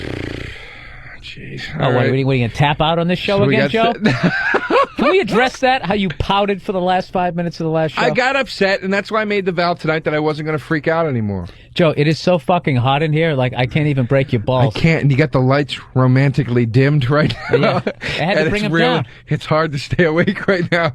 Let's get into it. Let's do these jokes. Let's do these president's jokes. Okay. All right. So we came up with this thing. Me and Joe were sitting around as, as comics do. We were chewing the comedy fat, right? Oh, jeez. So, so basically, as you can tell, neither one of our stand-up careers is working out. So we started thinking, what if we had to write monologue jokes in the future? Why don't, someone's going to be a new president coming up. Yeah. Neither one of us can impersonate any of them. So obviously you're going to be joke writers. Let's start writing jokes from late night monologues. Yeah. Right now, we're gonna jump on all the other joke writers. They're already fucking, they're all fat and lazy from the strike anyways. So when whoever gets elected, we're gonna have a whole wealth of jokes. We're betting on all the horses. Here we go. So, I got a bunch of John McCain, Hillary Clinton, and, Barack Obama jokes, And I have some Clinton and McCain jokes. I have Clinton no and McCain? Obama jokes. All right, now here's the rule. You have to imitate a late night personality when you deliver. Right, of course. Who are you doing? I'm going to do Craig Ferguson. The Scottish, Irish, English guy? Whatever the fuck he is. He's one of those islands. All right, I'm going to do Jay Leno. All right? And these are some of the worst jokes ever. Yeah, they're terrible. They're terrible. Can Danny somehow put some applause in and some sort of canned awful laughter because these jokes really deserve it? All right, I'm doing Jay Leno. Yeah, this Danny. is Jay Leno's potential monologue if John McCain gets elected in January 2009. He would take your pauses for the laughter absolutely, and applause. Absolutely. Oh, these are going to kill. I can't even read them. Do you want to go back and forth? Yeah, I do. Okay, yeah, because it's too hard to do them all at once. Okay, here we go. John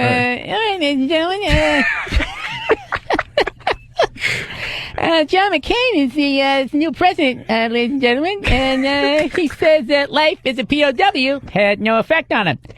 But rumor has it he just installed a waterboard outside the White House pool. Guess I won't be going swimming over there, will I? That was supposed to be the banner between him and the... There you go. That wasn't bad, right? Little water... little torture joke. Okay. This is a fucking exclusive. Here we go. These are monologue jokes, 2009. It's embarrassing. Who do you got? Who's president? This is Clinton. I'm happy to see Hillary Clinton. Hold on, let me laugh. Folks, I'm hoping to see Hillary Clinton get elected president. I mean, think about it. Then we can tell our friends and family and children we saw the first homosexual man take the presidency. It'll only be a matter of time before he gets her It'll only be a matter of time before she gets her first blowjob in the White House. Dude, what channel is he going to do that on? I don't know. It's just my first one. I'm just getting warmed up Oh, here. God. You went dirty? Only on one. That's the only you one. went filthy? All right. I'm still going. I'm going with another John McCain.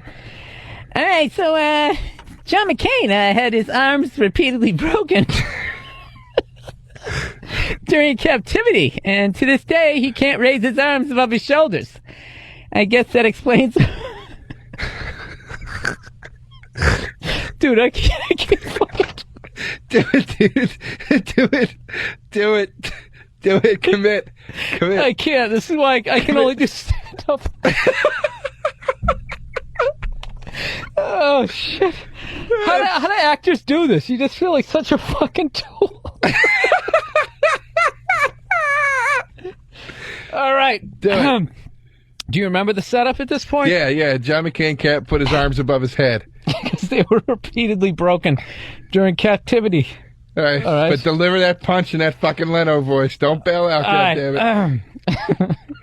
I guess that explains. Oh, shit. This isn't even that funny. Good. It's just a stupid voice. I guess that explains why he got booed at the national game for not participating. For not participating when the rest of the crowd did the wave. Oh, that joke sucks. Oh, they're terrible. All right. Dude, if I watered these down, though, I could sell them. Oh, my God. All My right. Jay Leno impression is the worst fucking thing I ever heard. All right, you ready? Oh, ready? fuck. All right. You ready? You're doing a good, whatever that guy's fucking name is. All right, ready? I can't fucking do it. Folks, you think they'll change the name of the rooms in the White House if we get a female president? Like, the ovary office? Oh, Jesus. I'll tell you what, during that time of the month, every room's going to be the war room. Joe, you know what I like about that one? You could probably actually sell that one to him. God damn it. Yeah, I should try to. What do you get, $30 for a joke? All right, Go ahead. I'm running low already. What do I got? Anything here? Oh, here's a classic awful late night joke. Hillary Clinton just became the first female president, and her first move as president is to start a rumor that England is fat. Yeah, she's gonna say that they're fat, and fucking awful. All right, let me try one of How my... many more can we do of these before? Oh, I got a good one here. Let me try one of my McCain ones. I have them on my phone here. Hold on. And anybody who's tuning in, these are awful monologue jokes. In January 2009, we're ahead of the curve, Joe. All right. We're gonna have some gems. Here we dude. go. We're Here gonna we have go. some This one's for gems. McCain. All right. He goes, you know, folks. You know, folks, Senator John McCain is so old, he'd be the first president that could have slept in the Lincoln bedroom while Lincoln was still alive. That's awful. You know what's funny? Is sucks. his monologue is that bad. It sucks. I heard Hillary Clinton is using Ronald Reagan's jelly bean jars to house their tampons. I got one Barack Obama, and then I'm bailing on these. No, two. wait. All right, let me do one. Let me do it. If Senator McCain gets any older, he's going to be Senator McCant. So you went way too deliberately bad. They're supposed to be bad, I That's thought. fucking horrific. That made me mad. Your jokes are so bad, they making me mad. Good. Take it. Good. Let's see here. Let me get a good one here. Barack Obama. What have I got here? Barack Obama is the first black president. Okay. Oh, dude, I got nothing left. President. What the fuck? I had one good one though. I had one. Do good, a Baraka one. We don't have any I had Baraka a good one though. Do the I one have about awful the. ones. Hey, President Obama just signed an executive order to put rims on the presidential limo. Oh, Jesus Christ! All right, here's one. I found the one I wanted to do. Let me do this one. Yeah, Barack Obama is president, and black people are claiming to be taking over. Relax, white people. There's a whole other level of Caucasian telling them what to do. Jesus.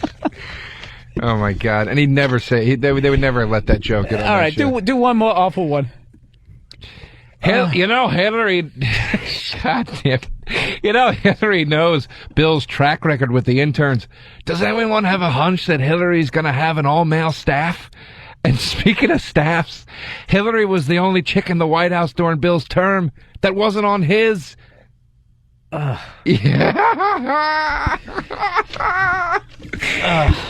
You actually do a decent... What is the guy's name? Craig Ferguson. I like that guy. I think he's like, he makes me laugh, even though I don't think any monologue jokes are ever that funny. But he makes me laugh during the regular show. I don't know, man. I can't watch... I don't know. Who do I watch? I watch Letterman. If he has a good guest, I watch like Letterman. Conan. I like. Yeah. And that's it. I watch those two guys. I don't watch yeah. I don't know. So those are our monologue jokes. I think I can write a lot better ones. I think I need to work on my Leno. I wanted to keep throwing it. It was a great Leno. You're killing me. I wanted to keep throwing it to the band member. He always does that. Well, hey, then after you replace it with a baboon heart. Must be the baboon heart. The baboon heart. He's shaking his head, looking over in that direction. Dude, all I'm doing is just whining in a high-pitched fucking voice. I can't do the deep part. All right, cool. It's a funny voice. It's a funny voice. All right, so I guess it's safe to say neither one of us will be doing stand-up on either one of those shows, if that ever gets played. That's a shame, because Ferguson's one of the ones I have a show. Dude, he's not going to give a fuck. Yeah, we're acting like they're going to hear the fucking show. They're not going to hear the show. Joe, can't we lie to our listeners like we actually have something going on here? You're right. Wasn't the whole purpose of this show we were going to act like we were on the run, and that's why we were doing it in fucking what are California? we, the first two guys that impersonate Jay Leno and fucking Craig Ferguson? There's nothing wrong with that. Ben Stiller used to do it all the time. Used to do what? I remember watching the Ben Stiller show. Yeah, but you know what he did, Joe? He went on to book movies. Well, that's so will we, Bill. That's the difference, so Joe. So will we. I'm finished, Joe. You're not finished. This is my parachute out of the business. You're not finished. Actually, Joe, what year do you want to be able to, if you want, leave the... First of all, do you want to leave this business? Yes. At any point? I want to leave it now. Oh, stop with your fucking pouting. What's the matter, pouting. Joe, huh? I'm not pouting. You know what? Why don't you try roofing for fucking 2 weeks like I did?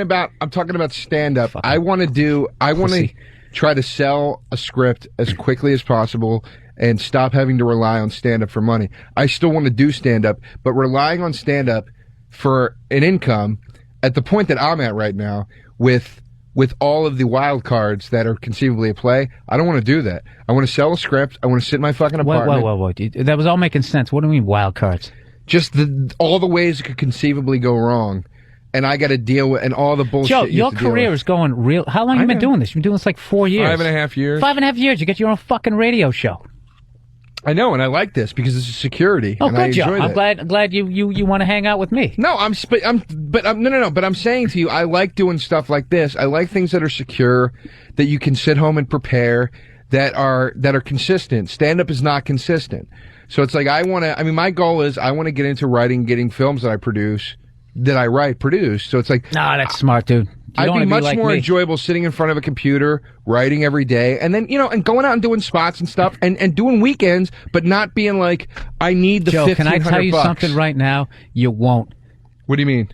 Nobody who writes major Hollywood scripts and still does the road? You wouldn't do it. Well, not many guys, but I'm just saying, when the fuck would you ever want to go to Kansas City again? Well, the hope is that you write something that gets famous enough that you can pick and choose the stuff you want to do, or that you just do spots I'll just do spots in New York. So I can tell you something. Or whatever. I've gone to, like, I don't own a house, right? I own an apartment. You rent it, right? Yeah. If I actually owned a fucking house, okay, and I had a nice car, and I had a grill, and I had a pool, okay, and a nice TV, dude, you couldn't get me on the fucking road. It'll be it. It'll be over. Why would I want to fucking leave that to go to the goddamn Super 8, to go to a city, even a city I like, for the 9 millionth fucking time? Yeah, it sucks. Other than doing the shows. The shows are awesome. That's a good time. The show is wonderful. The radio, the media, I love doing that. Yeah. But it's the time away from home. And the other 17 fucking hours. In the dirty hotel rooms, and but I mean, dude, Joe, who you kidding? You'd sit in that house for 10 minutes, and so would I, and you'd want to go back out there again, talk about your cock. I like going on the road. I like daffodils to an extent. What I don't like is the complete dependency. I don't like feeling I have to hustle more spots. You want to sell tickets to pay my rent. Yeah, and you can't sell tickets anymore. Dude, it's different from when you came up, man. When you came up, you shitting me, Joe? No, Joe, I finally started selling tickets like fucking 3 years ago. I know, so but what are I'm you acting saying, like I'm Borscht Belt guy? But no, dude. No. But hear me out here. 3 years ago is a major difference from right now, dude. Like 3 years ago, the internet today. did not, dude, I'm telling you, the injection of the internet into stand-up and its effect that it's had on comics and stuff, and digital cable and all that stuff. It's like, dude, it's impossible to be famous anymore, and it's almost impossible That's such bullshit, Joe. Hold on, no. You're looking at it in a negative way. Now, Joe, when I came up, the only thing you had was the road. No, not the road, but you had a picture show. You had to go through that. Now you can shoot the shit on your own. You can put it up on YouTube. Well, that's cool. You can blow up on that. That's cool, and I'm certainly trying to do stuff like that. But it's like, dude, here's the tough part right now. For guys like me that want to start headlining the way you did and start building the following, it's a lot fucking harder now. It's a lot harder now because of Joe, for you to say that you would have had to try to do it when I did it and then restart it again and then. How can you? What did you tell me? What are you basing that on? Well, I can base part of it on discussions that you and I have had. First of all, I thought you weren't going to cry this show, Joe. No, I'm not crying. I swear to God, dude. Look, I love what I'm doing right now. I'm not pissing and moaning about that. I'm just saying, you're doing one of those. If I had the, you're either pissing or you're moaning. If I get the option and somebody comes to me and says, we want to buy the script. We want to make this movie. We want you to write another one if this is successful. Yada, yada, yada. Absolutely. That's what it, I'm saying, dude. I'm gone. That's what I was saying.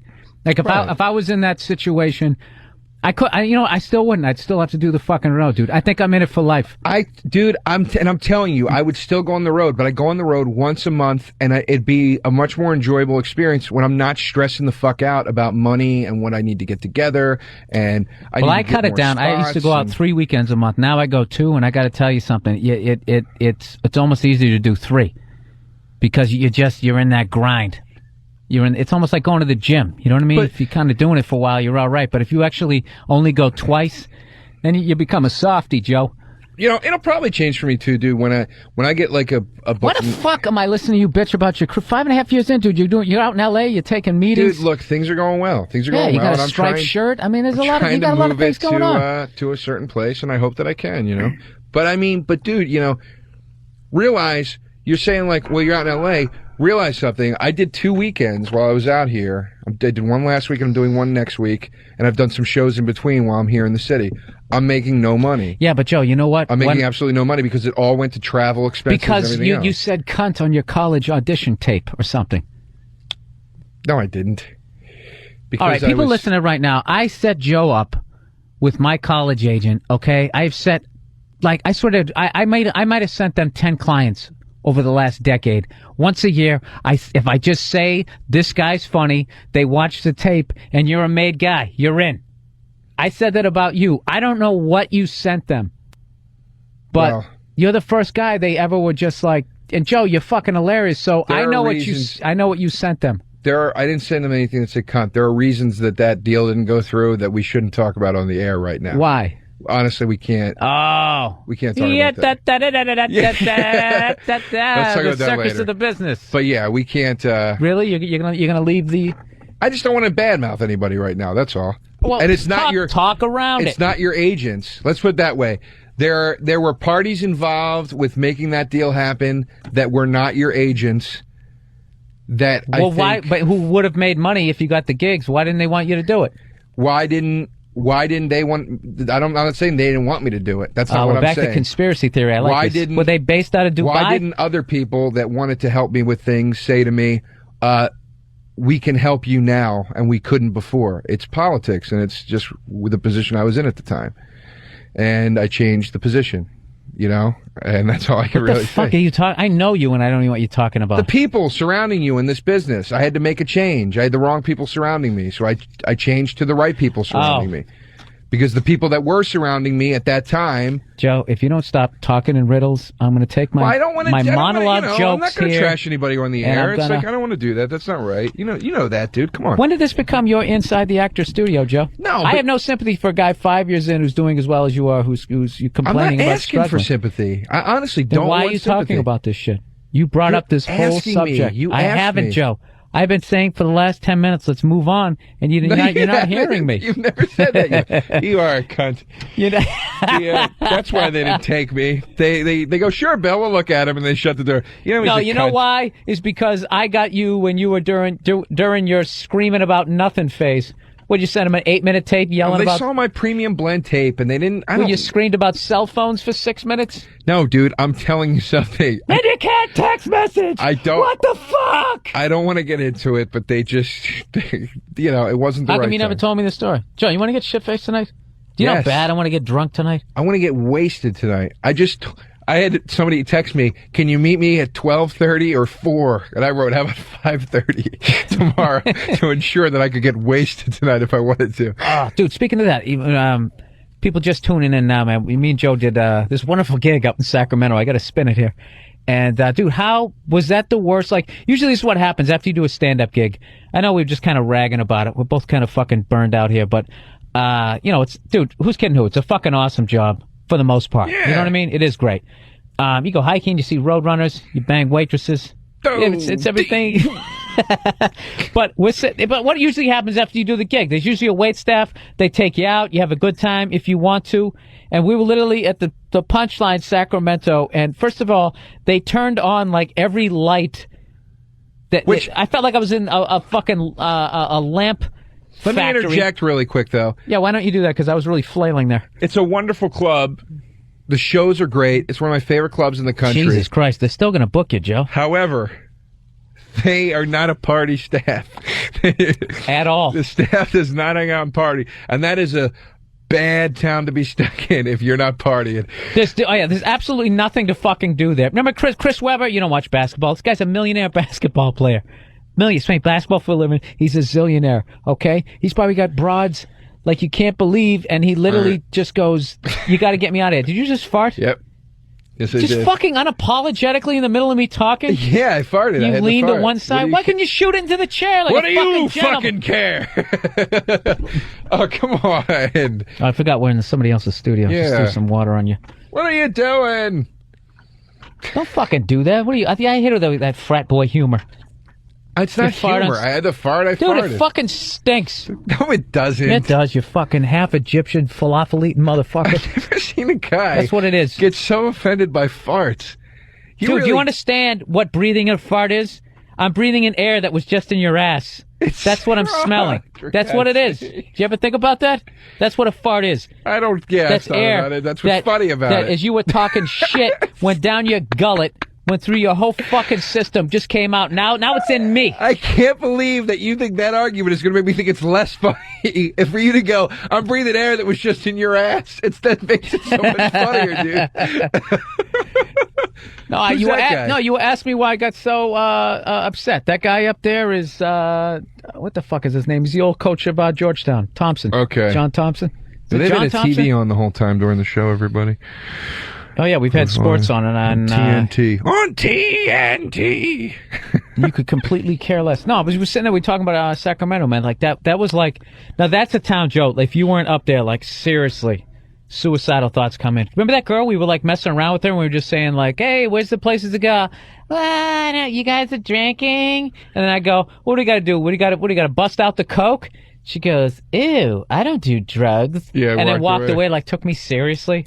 I like when she, when I go, what's going on, man? Everybody's leaving. You guys never party. And she's like, obviously you've missed some crazy nights in this club. And I go, no, I haven't. I've been here 4 times. You guys never drink.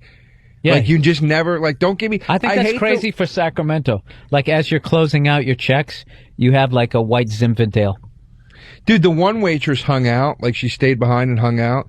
And Yeah, then what was she doing? She didn't say anything. she had one shot with us and then literally got up and left the club without saying goodbye. Nothing. Like got up in the middle of a group and just walked out the door. It was the rudest thing I've ever seen anybody do. Why? I would have done that if I actually had a car and I could have driven somewhere. Because you say goodbye. Dude, it literally be like if I stood up right now in the middle of this conversation and just walked out. Dubai. Yes. Say Yes. goodbye. I don't know. They're not alkies like we are, Bill. You know, what do you want from these people? So where do you want to go tonight, Joe? Let's inform our uninformed listeners here. Where is as we wind it? We're in the final 10 minutes, Joe. Well, we got about more like 15. Don't be a cunt. I want to go somewhere where we don't have to drive, but we're fucked. How are we going to... You got to get home. I got to get home. How are we going to drink? This fucking city stinks for drinking. No, it doesn't. All right. Well, what do you do when you got to drink? I'm not paying $30 cab rides each way. Joe, first of all, you blow 20 when you're in New York. You do it all the fucking time. So let's not act like you actually take the subway. You don't. I blow There's places I to blow go. 12 First of all, you don't even know one where way. the fuck you live. That's one thing. I go over All there right. yesterday to try to warm up, do this show. I get LeBron. All right, well, then let's go over down there like the Improv then. No, I don't want to do that. Well, let's fucking wrap this thing up here. Joe, great to see you out here on the West Coast. Where can people see you doing your stand-up act that you don't want to do anymore because you want to be writing scripts? Oh, for God's sakes. I am... All right, let's get to my exciting I'm at career. the Punchline. I'm at the Punch... No, not, that's when this airs. I will be next weekend. I will be in Washington, D.C. at a venue I can't remember the name of right now. Oh, you're not doing the Improv? No, I'm doing the another place out there. And But then... knuckleheads?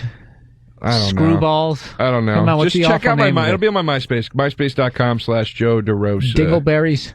Yes. All right, I'll be at Giggles in Seattle. My triumphant return.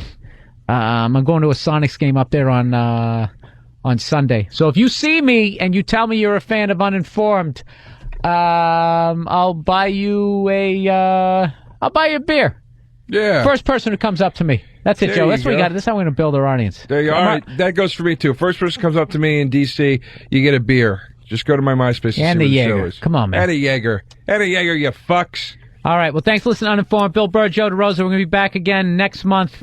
And once again, hey, thanks to everybody who listens. And people come up to us on the road and say you listen to the show. Really makes us feel good. So thanks to everybody. All right. See you next time. Uninformed with Bill Burr and Joe DeRosa.